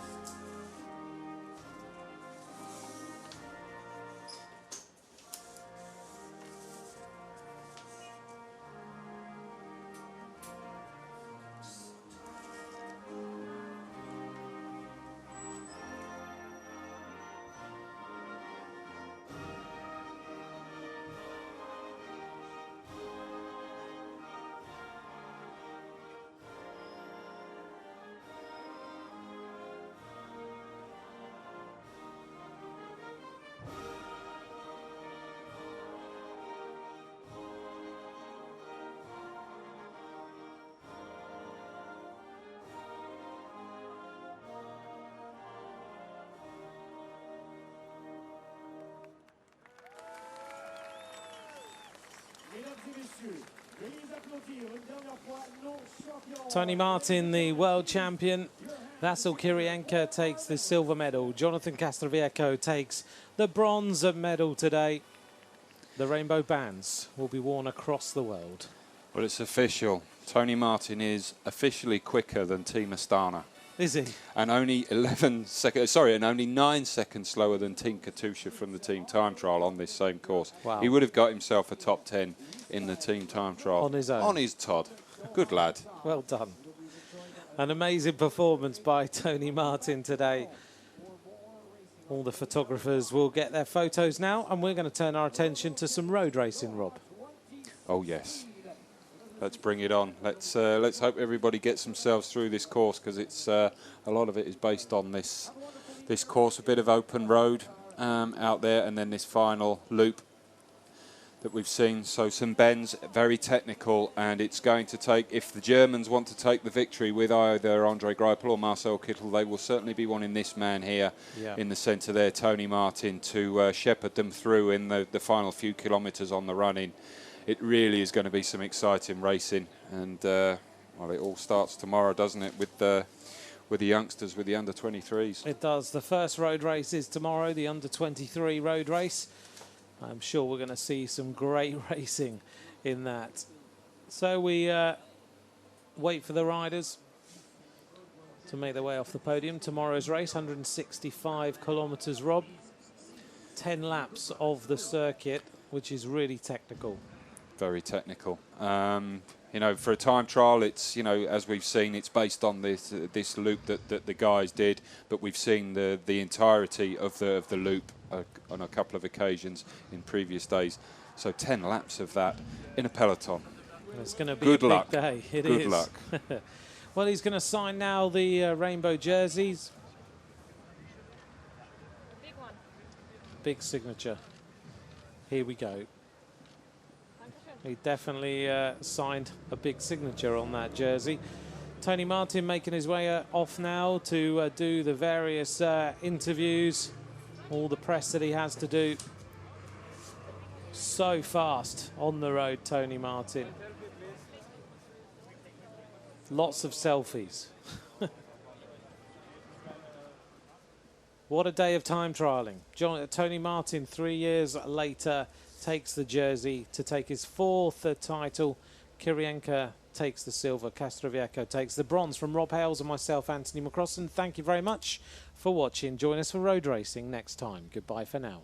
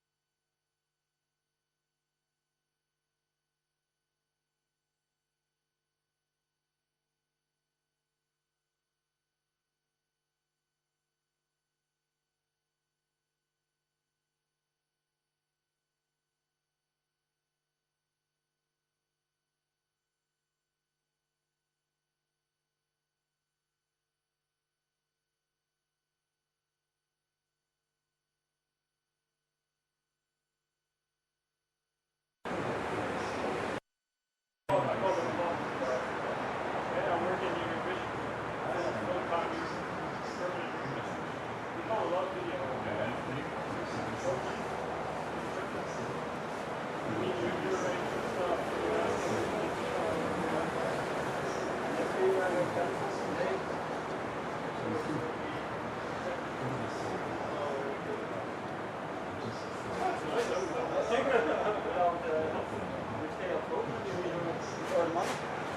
that you would have been ready to go. That's fine. You're blocking your full day to go. And you don't take any other jobs then? But you could.